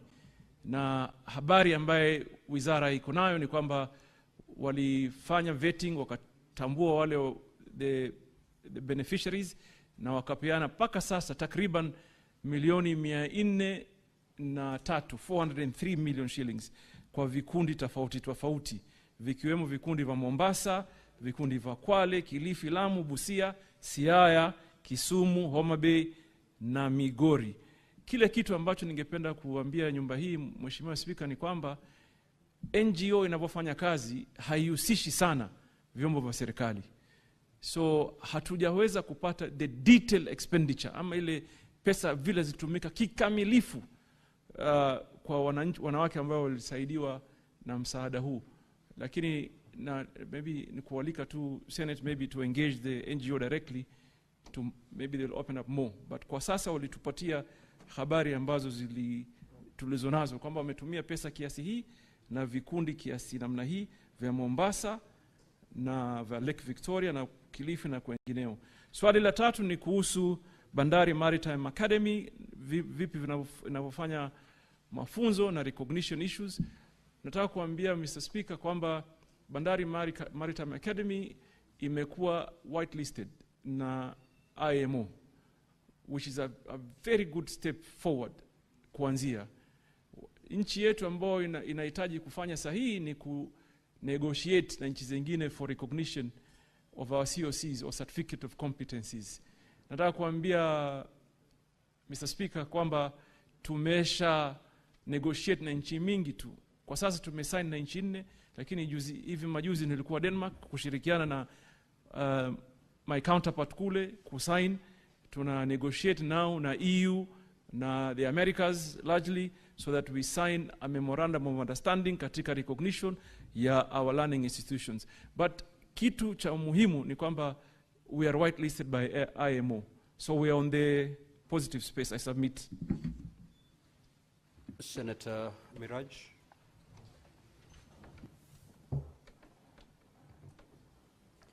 Bwana Spika, niruhusu kwanza nimpongeze waziri wetu kwa kuweza kuona kwamba vyeti vyetu sasa vinatambulika na mataifa 4 ikiwemo Korea. Juzi kati tumeona katika Facebook yao kwamba wameweza kusaini pamoja na Italy. Lakini bado Bwana Spika, nadhani swali hili nimeliuliza kwa mara ya pili. Niliuliza awamu ya Mvurya aliyekuwa waziri katika wizara hii na nimeliuliza tena. Na sababu ya kuliuliza swali hili ni kwamba jamii zetu za pwani hazitononoki jumla ya kuwa tunaona kwamba fedha nyingi. Senator Miraj, what is your question? My question is, swali langu ni hili kwamba jamii za pwani ambazo ni jamii zinategemea uchumi samawati ikiwemo uvuvi na fedha ambazo zinashirikiana na bahari. Tunaona kwamba hundi zinapeanwa mara nyingi na hata rais anapokuja pwani tunaona miradi mingi anayoisimamia ni miradi ya uchumi samawati. Lakini kila wakati tunapouliza fedha zile zinawafikia kina nani, hatupati majibu. Na leo waziri amesema wazi ya kwamba hawana ufahamu wa ni kina nani wamekuwa wakipokea pesa hizi. Je, swali langu, tutawaambia nini wapwani kuhusiana na zile hundi za fedha ambazo tunaona zinaendelea kupeanwa na hatuwajui wanaozipokea ni kina nani? Pili, kwenye upande wa uvuvi, ningependa kumuuliza waziri, ndugu zetu wanapopata ajali katika maji, wanapozama wakiwa kazini wanavua, kuna mikakati gani ya kuona ya kwamba wanapata chombo kama cha helikopta ili wakati ajali zile zinatokea wanaweza kukimbia na kuwapa huduma ya haraka ya kwanza? Asante Bwana Spika. Waziri unaweza kujibu. Na waziri tuku kukujuza ni kwamba ukiamua kujibu swali kwa Kimombo lazima uendelee kwa Kimombo, ukiamua kujibu swali kwa Kiswahili utaendelea na Kiswahili, usichanganye lugha hizo mbili wakati unajibu. Endelea waziri. Asante kwa ujuzi Mheshimiwa Spika, ni jambo muhimu sana. Nilikuwa nalijua lakini tu vile maneno mengine na changamoto. Mheshimiwa Miraji, iko tofauti ya Mheshimiwa Spika utanisaidia, accountability, uwazi. Iko tofauti ya uwazi wa serikali na vyombo visokuwa vya serikali. Jawabu yangu hasa, kwa sababu swali lilouliza ni la NGO, lakini hii 1 billion ambayo umesema ni pesa ambayo imepitia NGO. Wamepata rasilimali kupitia serikali na ufadhili wa Canada. Sasa imekuwa changamoto kwetu kuwauliza hawa NGO watupatie sisi hisabu na uwazi, kwa sababu wako na tabia zao na mienendo yao. Lakini zile za serikali, Mheshimiwa Spika, niko tayari kueleza kinaga ubwaga. Tumepeana takriban bilioni 3.2 kwa vikundi tofauti vya kina mama, vijana, kununua maboti. Tumenunua maboti 129 takriban. Tumejenga bahari za uvuvi chache 9 hivi. Sasa hii tunajenga katika Lake Victoria, tumejenga zingine 5 katika jimbo la Pwani na zingine bado zinaendelea na zingine tumeadvertise juzi na kadhalika.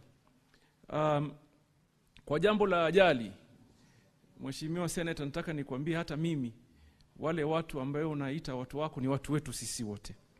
Na kwa sasa hivi ukienda Lamu, ukienda Mombasa, ukienda Kilifi, ukienda Kwale, utakuta tumewapatia boti la kuokoa watu la wepesi lenye kasi ya kisasa.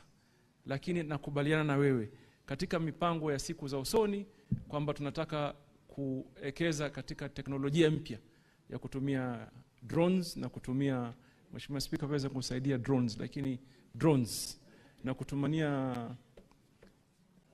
helikopta, ndege ya helikopta. Hiyo iko katika mipango. Hiyo ni katika mipango kabambe ambayo tumeweka, na tukitathmini kwa kina tunakuta kwamba hiyo ndiyo njia mwafaka ya kufuata. Na submit. Senator Shakila Abdallah. Asante Mheshimiwa Spika. Kwanza nampongeza Mheshimiwa Waziri kwa kazi anayoifanya mzuri. Swali langu kwa waziri ni kuhusiana na mambo ya uvuvi haramu. Kuna uvuvi haramu unaoendelea kwenye bahari zetu na unaharibu mazingira, na sijui kama wizara ina mipango gani ya kuzuia uvuvi haramu unaoendelea. Na nikitoa mfano kama Lamu, kuna wavuvi wanatoka sehemu za Pemba wanaokuja kuvua kwa magesi na mashine na wanaharibu kabisa zile habitat za nyumba za uvuvi, hususan uvuvi wa malobster, makamba na kadhalika. Kwa hivyo tunataka kujua waziri, kuna mpango gani ambao umeweka wa kuzuia huo uvuvi haramu na kuweka inaitwaje kuhakikisha watu wanafanya patrol katika bahari kushika wale wavuvi ambao wanafanya uvuvi haramu. Asante Mheshimiwa Senator John Yutu. Asante Bwana Spika. Swali langu kwa waziri, nikubalieni nitumie Kiswahili manake kimenoga leo. Swali langu kwa waziri ni je, kwa sababu ufugaji wa samaki ni kitega uchumi kizuri sana, je, wizara imeweka mikakati gani kuona kwamba ufugaji wa samaki na uvuvi haufanyiki tu mahali tulipo na maziwa ama bahari, na kwamba tunawafuga samaki pia katika maeneo hata ya huku bara, labda kwa kutengeneza mabwawa ya kufuga samaki, ili kwamba pia wanabara wakawa ni watu wanaofuga samaki na wanaokula samaki. Je, mikakati ni gani? Asante. Senator Boy Isa Juma. Asante sana Mheshimiwa Spika. Kwanza napenda kumpongeza Mheshimiwa Waziri hivi juzi kule Migori kuhusu habari ya mambo ya uvuvi na hivyo soko mpya zilizojengwa.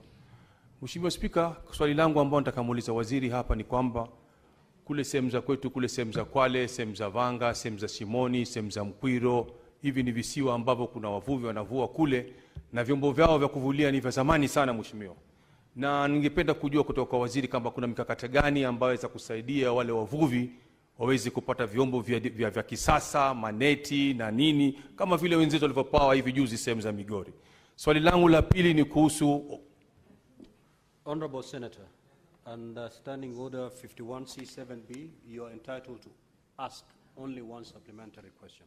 Senator Morango.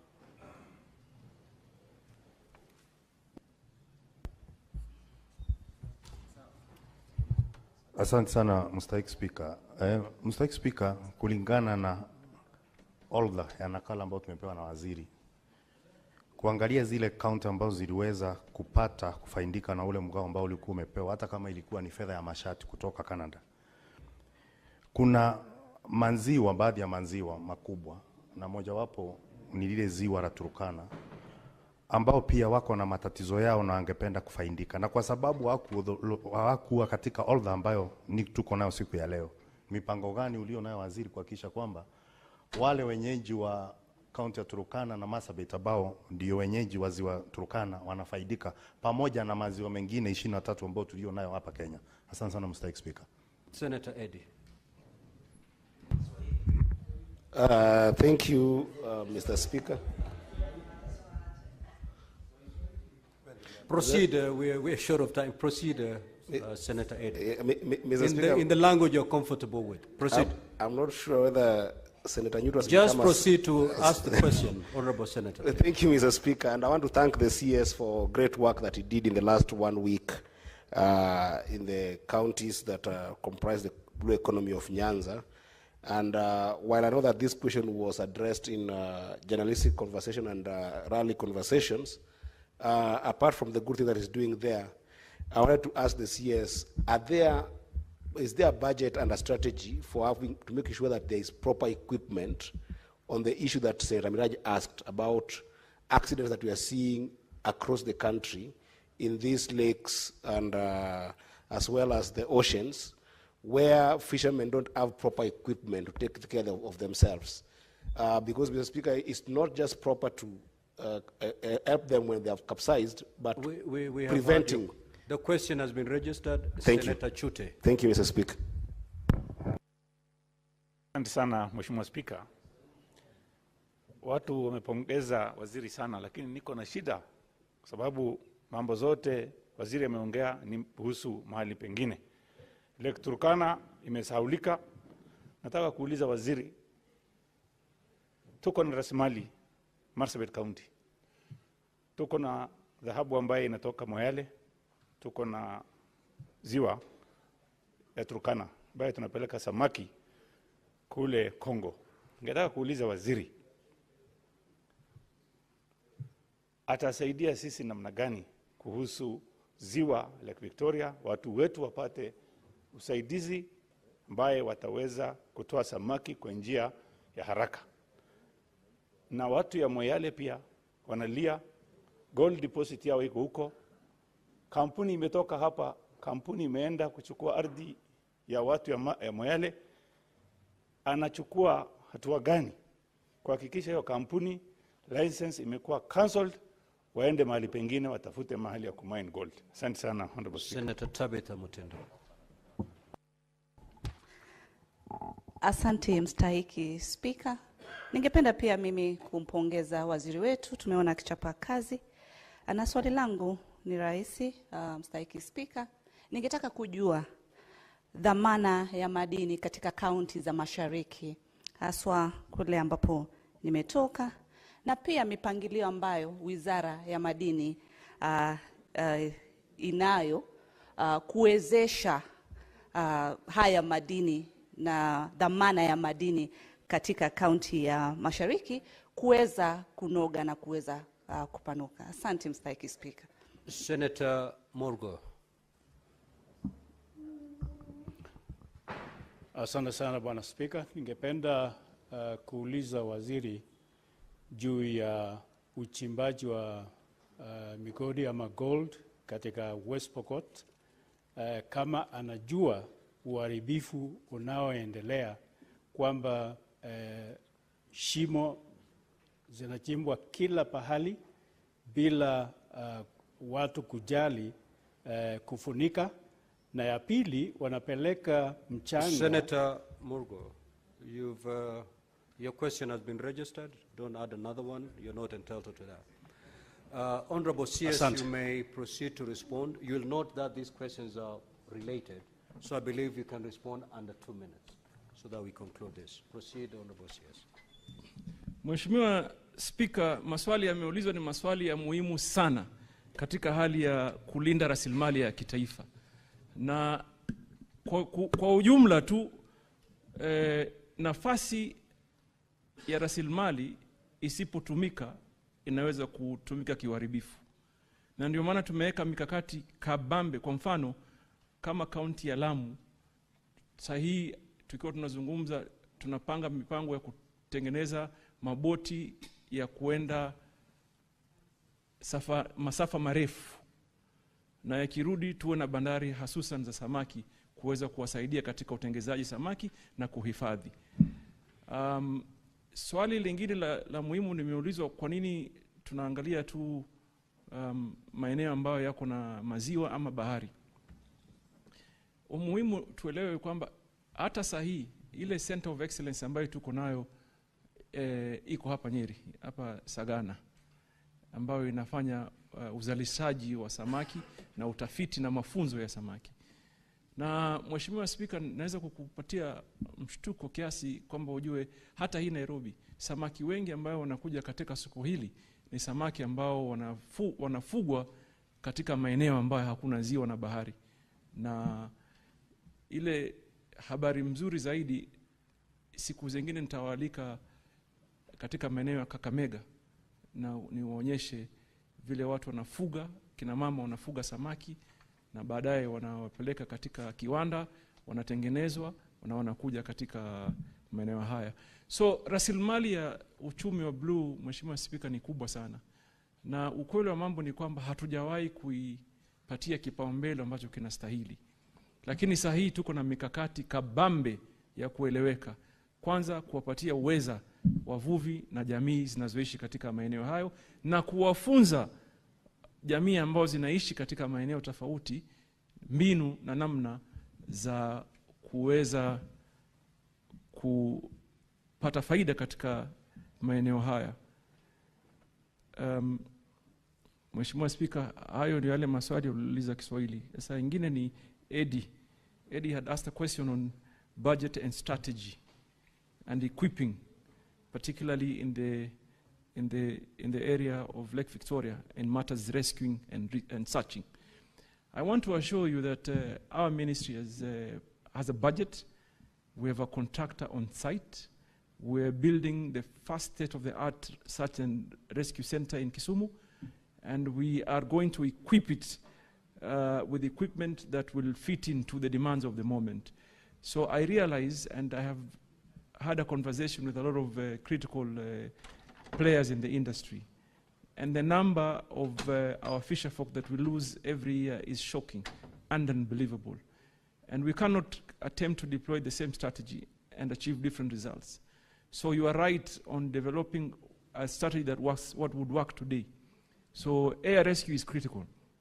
I had already directed, and the President is in concurrence with our plan, that we must deploy air rescue in the Lake Victoria and in the coastal region, of our Indian Ocean. Mr. Speaker, we have a responsibility of ensuring we secure our valuable resources as a country. Blue economy is one, and mineral is the other. For far too long, we've had a lot of illegal activities in all those areas. In Pokot, for example, in Turkana, in Migori is even worse. In Kwale, in Taita Taveta, in Tarakanidi here, where we are blessed with critical future minerals. We have people all over the place doing some illegal activities. But I can tell you, we are on a mission to ensure we follow them, we pursue them, not just to arrest them, but also pursue their accounts so that we can confiscate their gains illegally and make it public property. We have completed our area geophysical survey. We know our occurrences as a country. We know which mills we have, where they are. What the mills is doing today is a narration on our ground truthing. The asset in terms of value, in terms of viability, and whether it makes sense for a larger investment. So I want to assure the House, Mr. Speaker, is that we have a plan, and we are sticking to the plan, and we are executing the plan. Where we need to possibly reform our laws, I'll come back here and consult with my relevant committees. My chairman, Eddie, a wonderful young senator from Migori, a man that I know very well. We work well together. We will work to ensure that at committee level and the Senate we engage to reform so that we meet the current demands going into the future. I submit, Mr. Speaker. Thank you so much, Honorable CS. Honorable Senators, we'll terminate our interaction with the CS at that. Honorable CS, you may leave at your own pleasure. Thank you. Thank you, Mr. Speaker. We will now move to question number 001.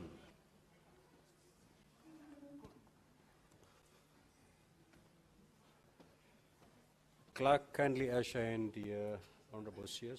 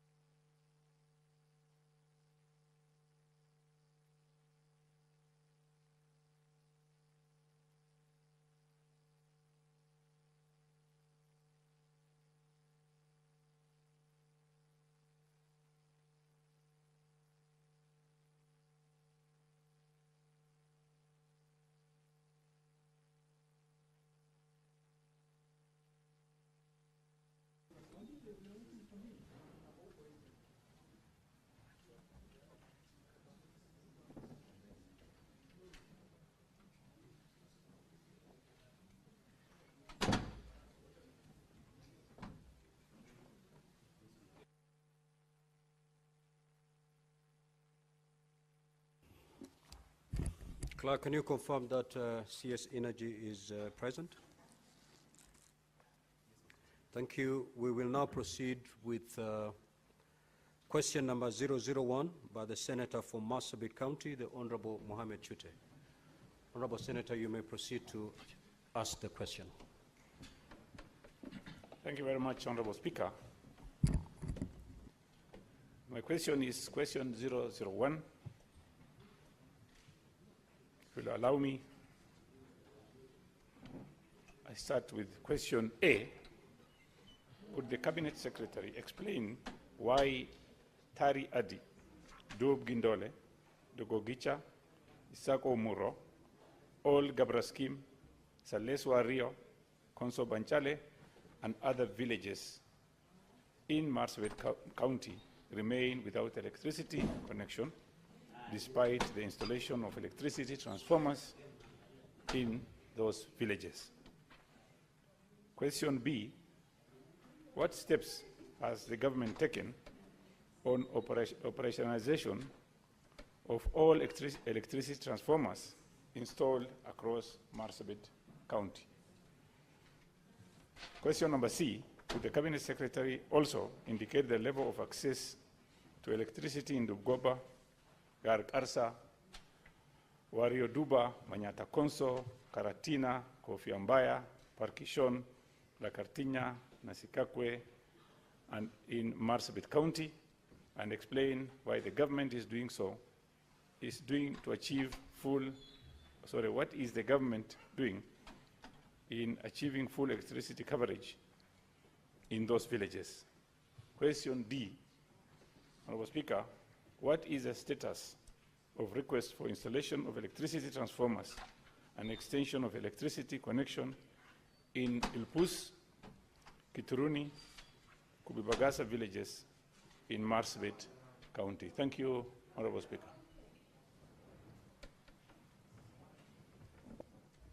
Welcome, Cabinet Secretary, and please you can proceed and answer. Thank you, the Honorable Speaker. First, for your indulgence, I was supposed to have been here first thing in the morning, but I did agree with my colleague, CS John Mbadi, that we swap the times because he had some other engagement elsewhere. Honorable Speaker, before I go to specific questions raised by the Honorable Senator Mohamed Chute, let me make some general statement that Marsabit County is among those counties, especially in the northern corridor and parts of coastal region, that have for a long time suffered historical marginalization. The county of Marsabit, among other counties in that region, have been left behind by the successive administrations since our independence.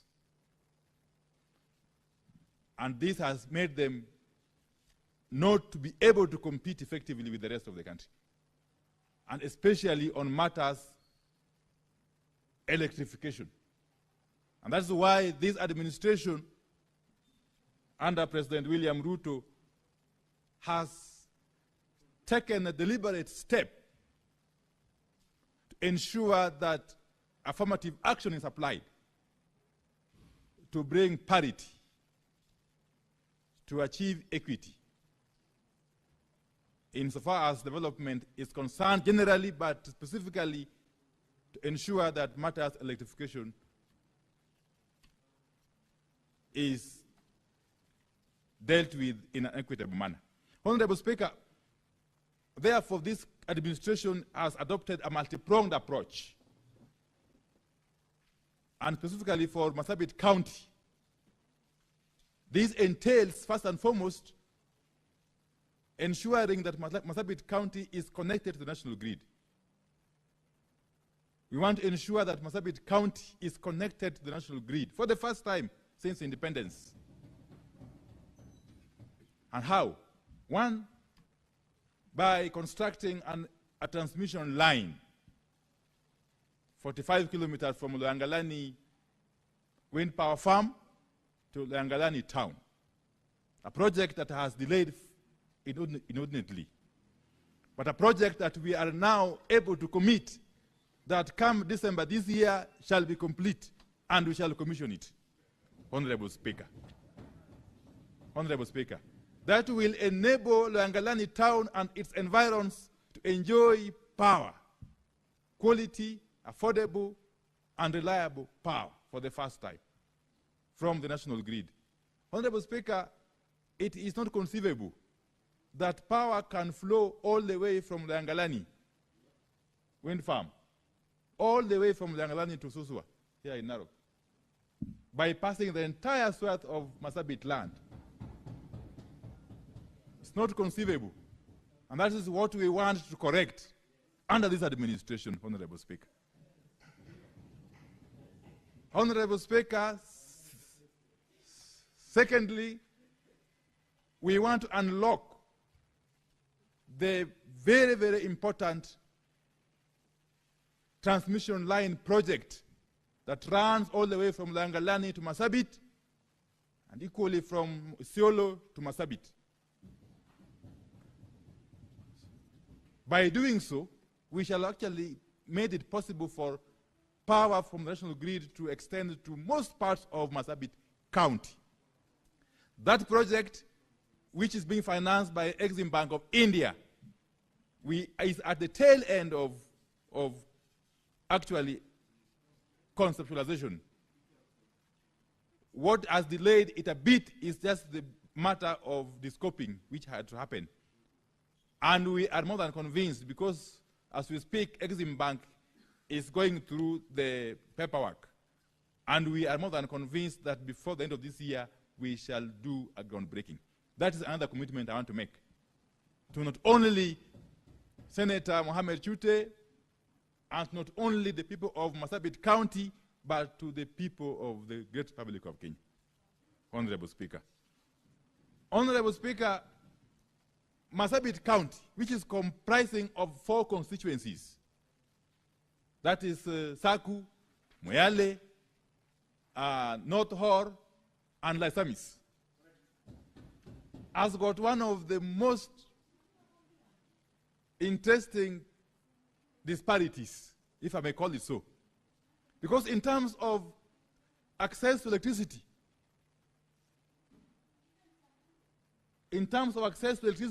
Saku, because of its sheer size, is the smallest of the constituencies.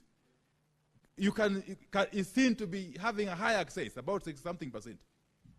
Yet, when you go to the extreme side, extreme end, North Hor and Laisamis, it is 1.2% and 1.8% access rate.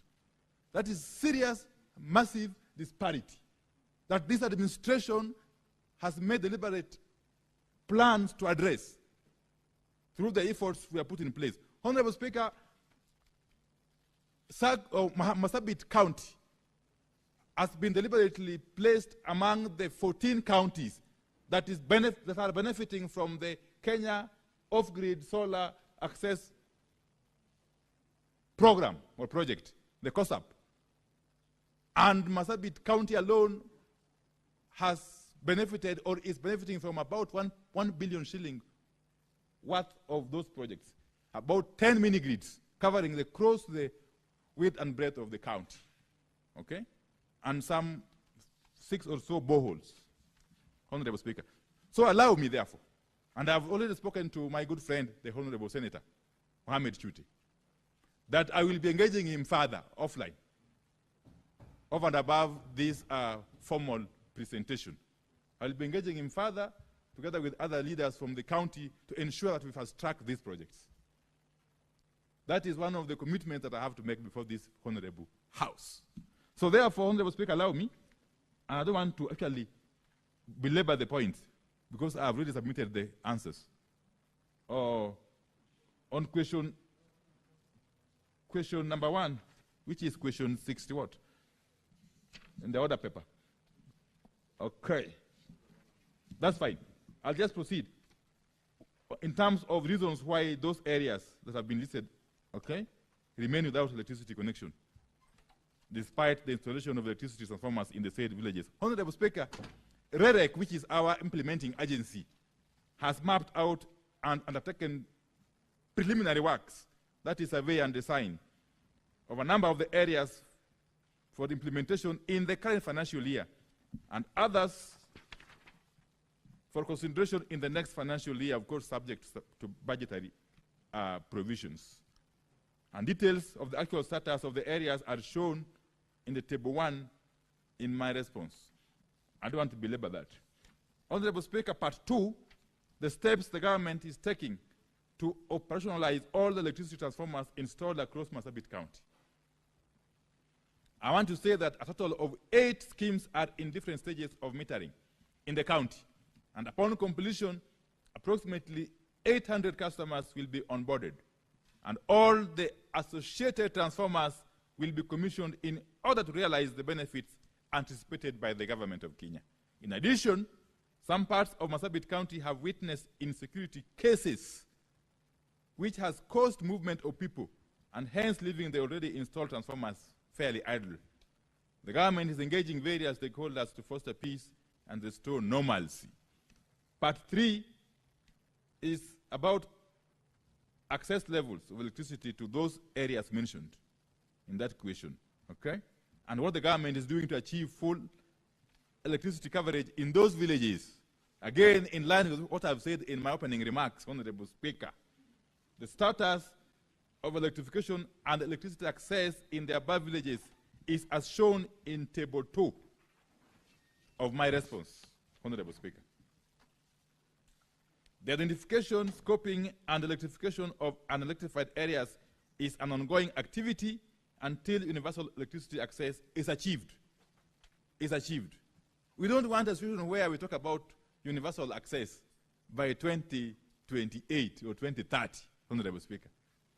And yet, many parts of the country, especially from northern Kenya, are left far behind.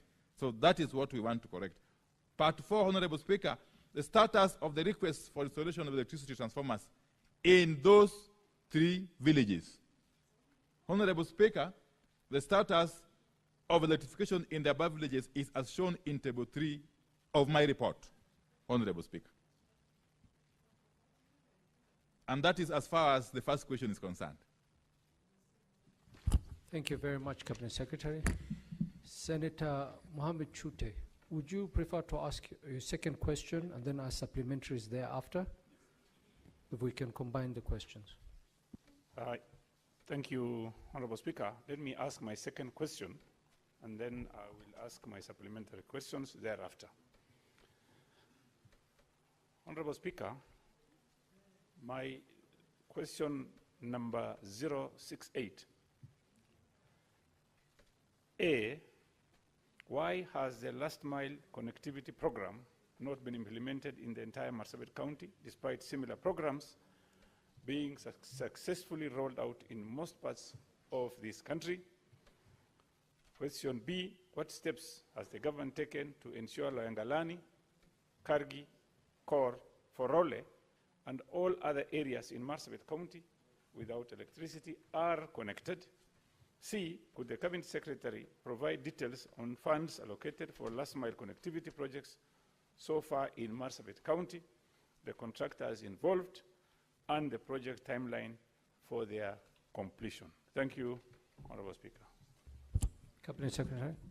Thank you very much, Honorable Speaker.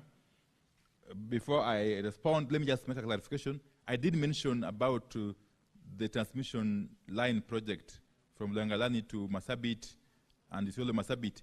It is being financed by the Exim Bank of China, not India. And the company which is contracted is a China Water and Engineering Company. Thank you. Honorable Speaker, the first limb of the question is about why the last mile connectivity program has not been implemented in the entire county, despite similar programs being successfully rolled out in most parts of the county, of the country. Again, an issue I've talked about at length in my opening remarks.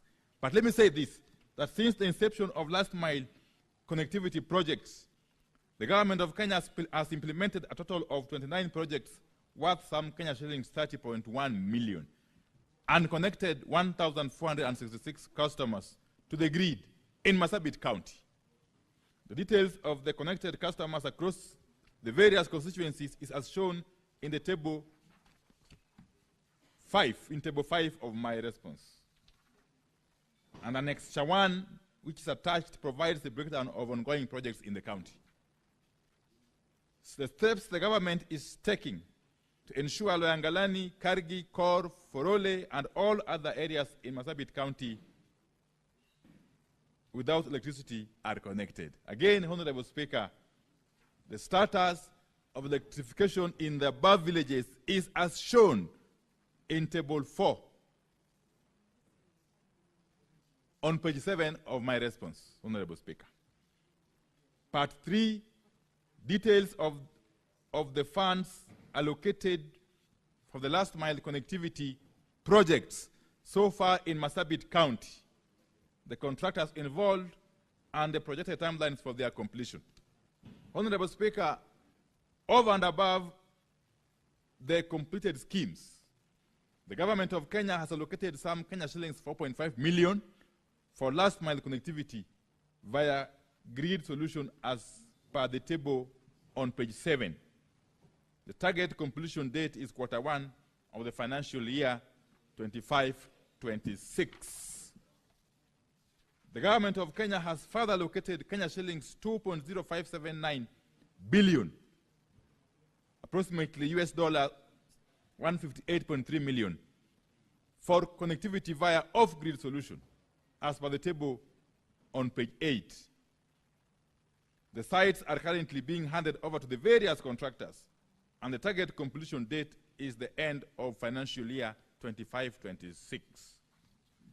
The annexures 2 and 6 provide a breakdown of all projects funded in Marsabit County at various stages of implementation. Honorable Speaker, I submit. Thank you very much, Cabinet Secretary. Senator Chute, supplementary questions?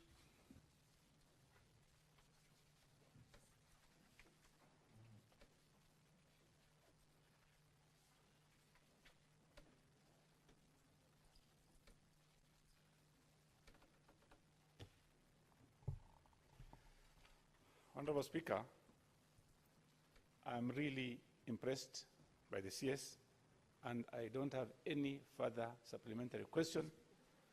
I will follow whatever question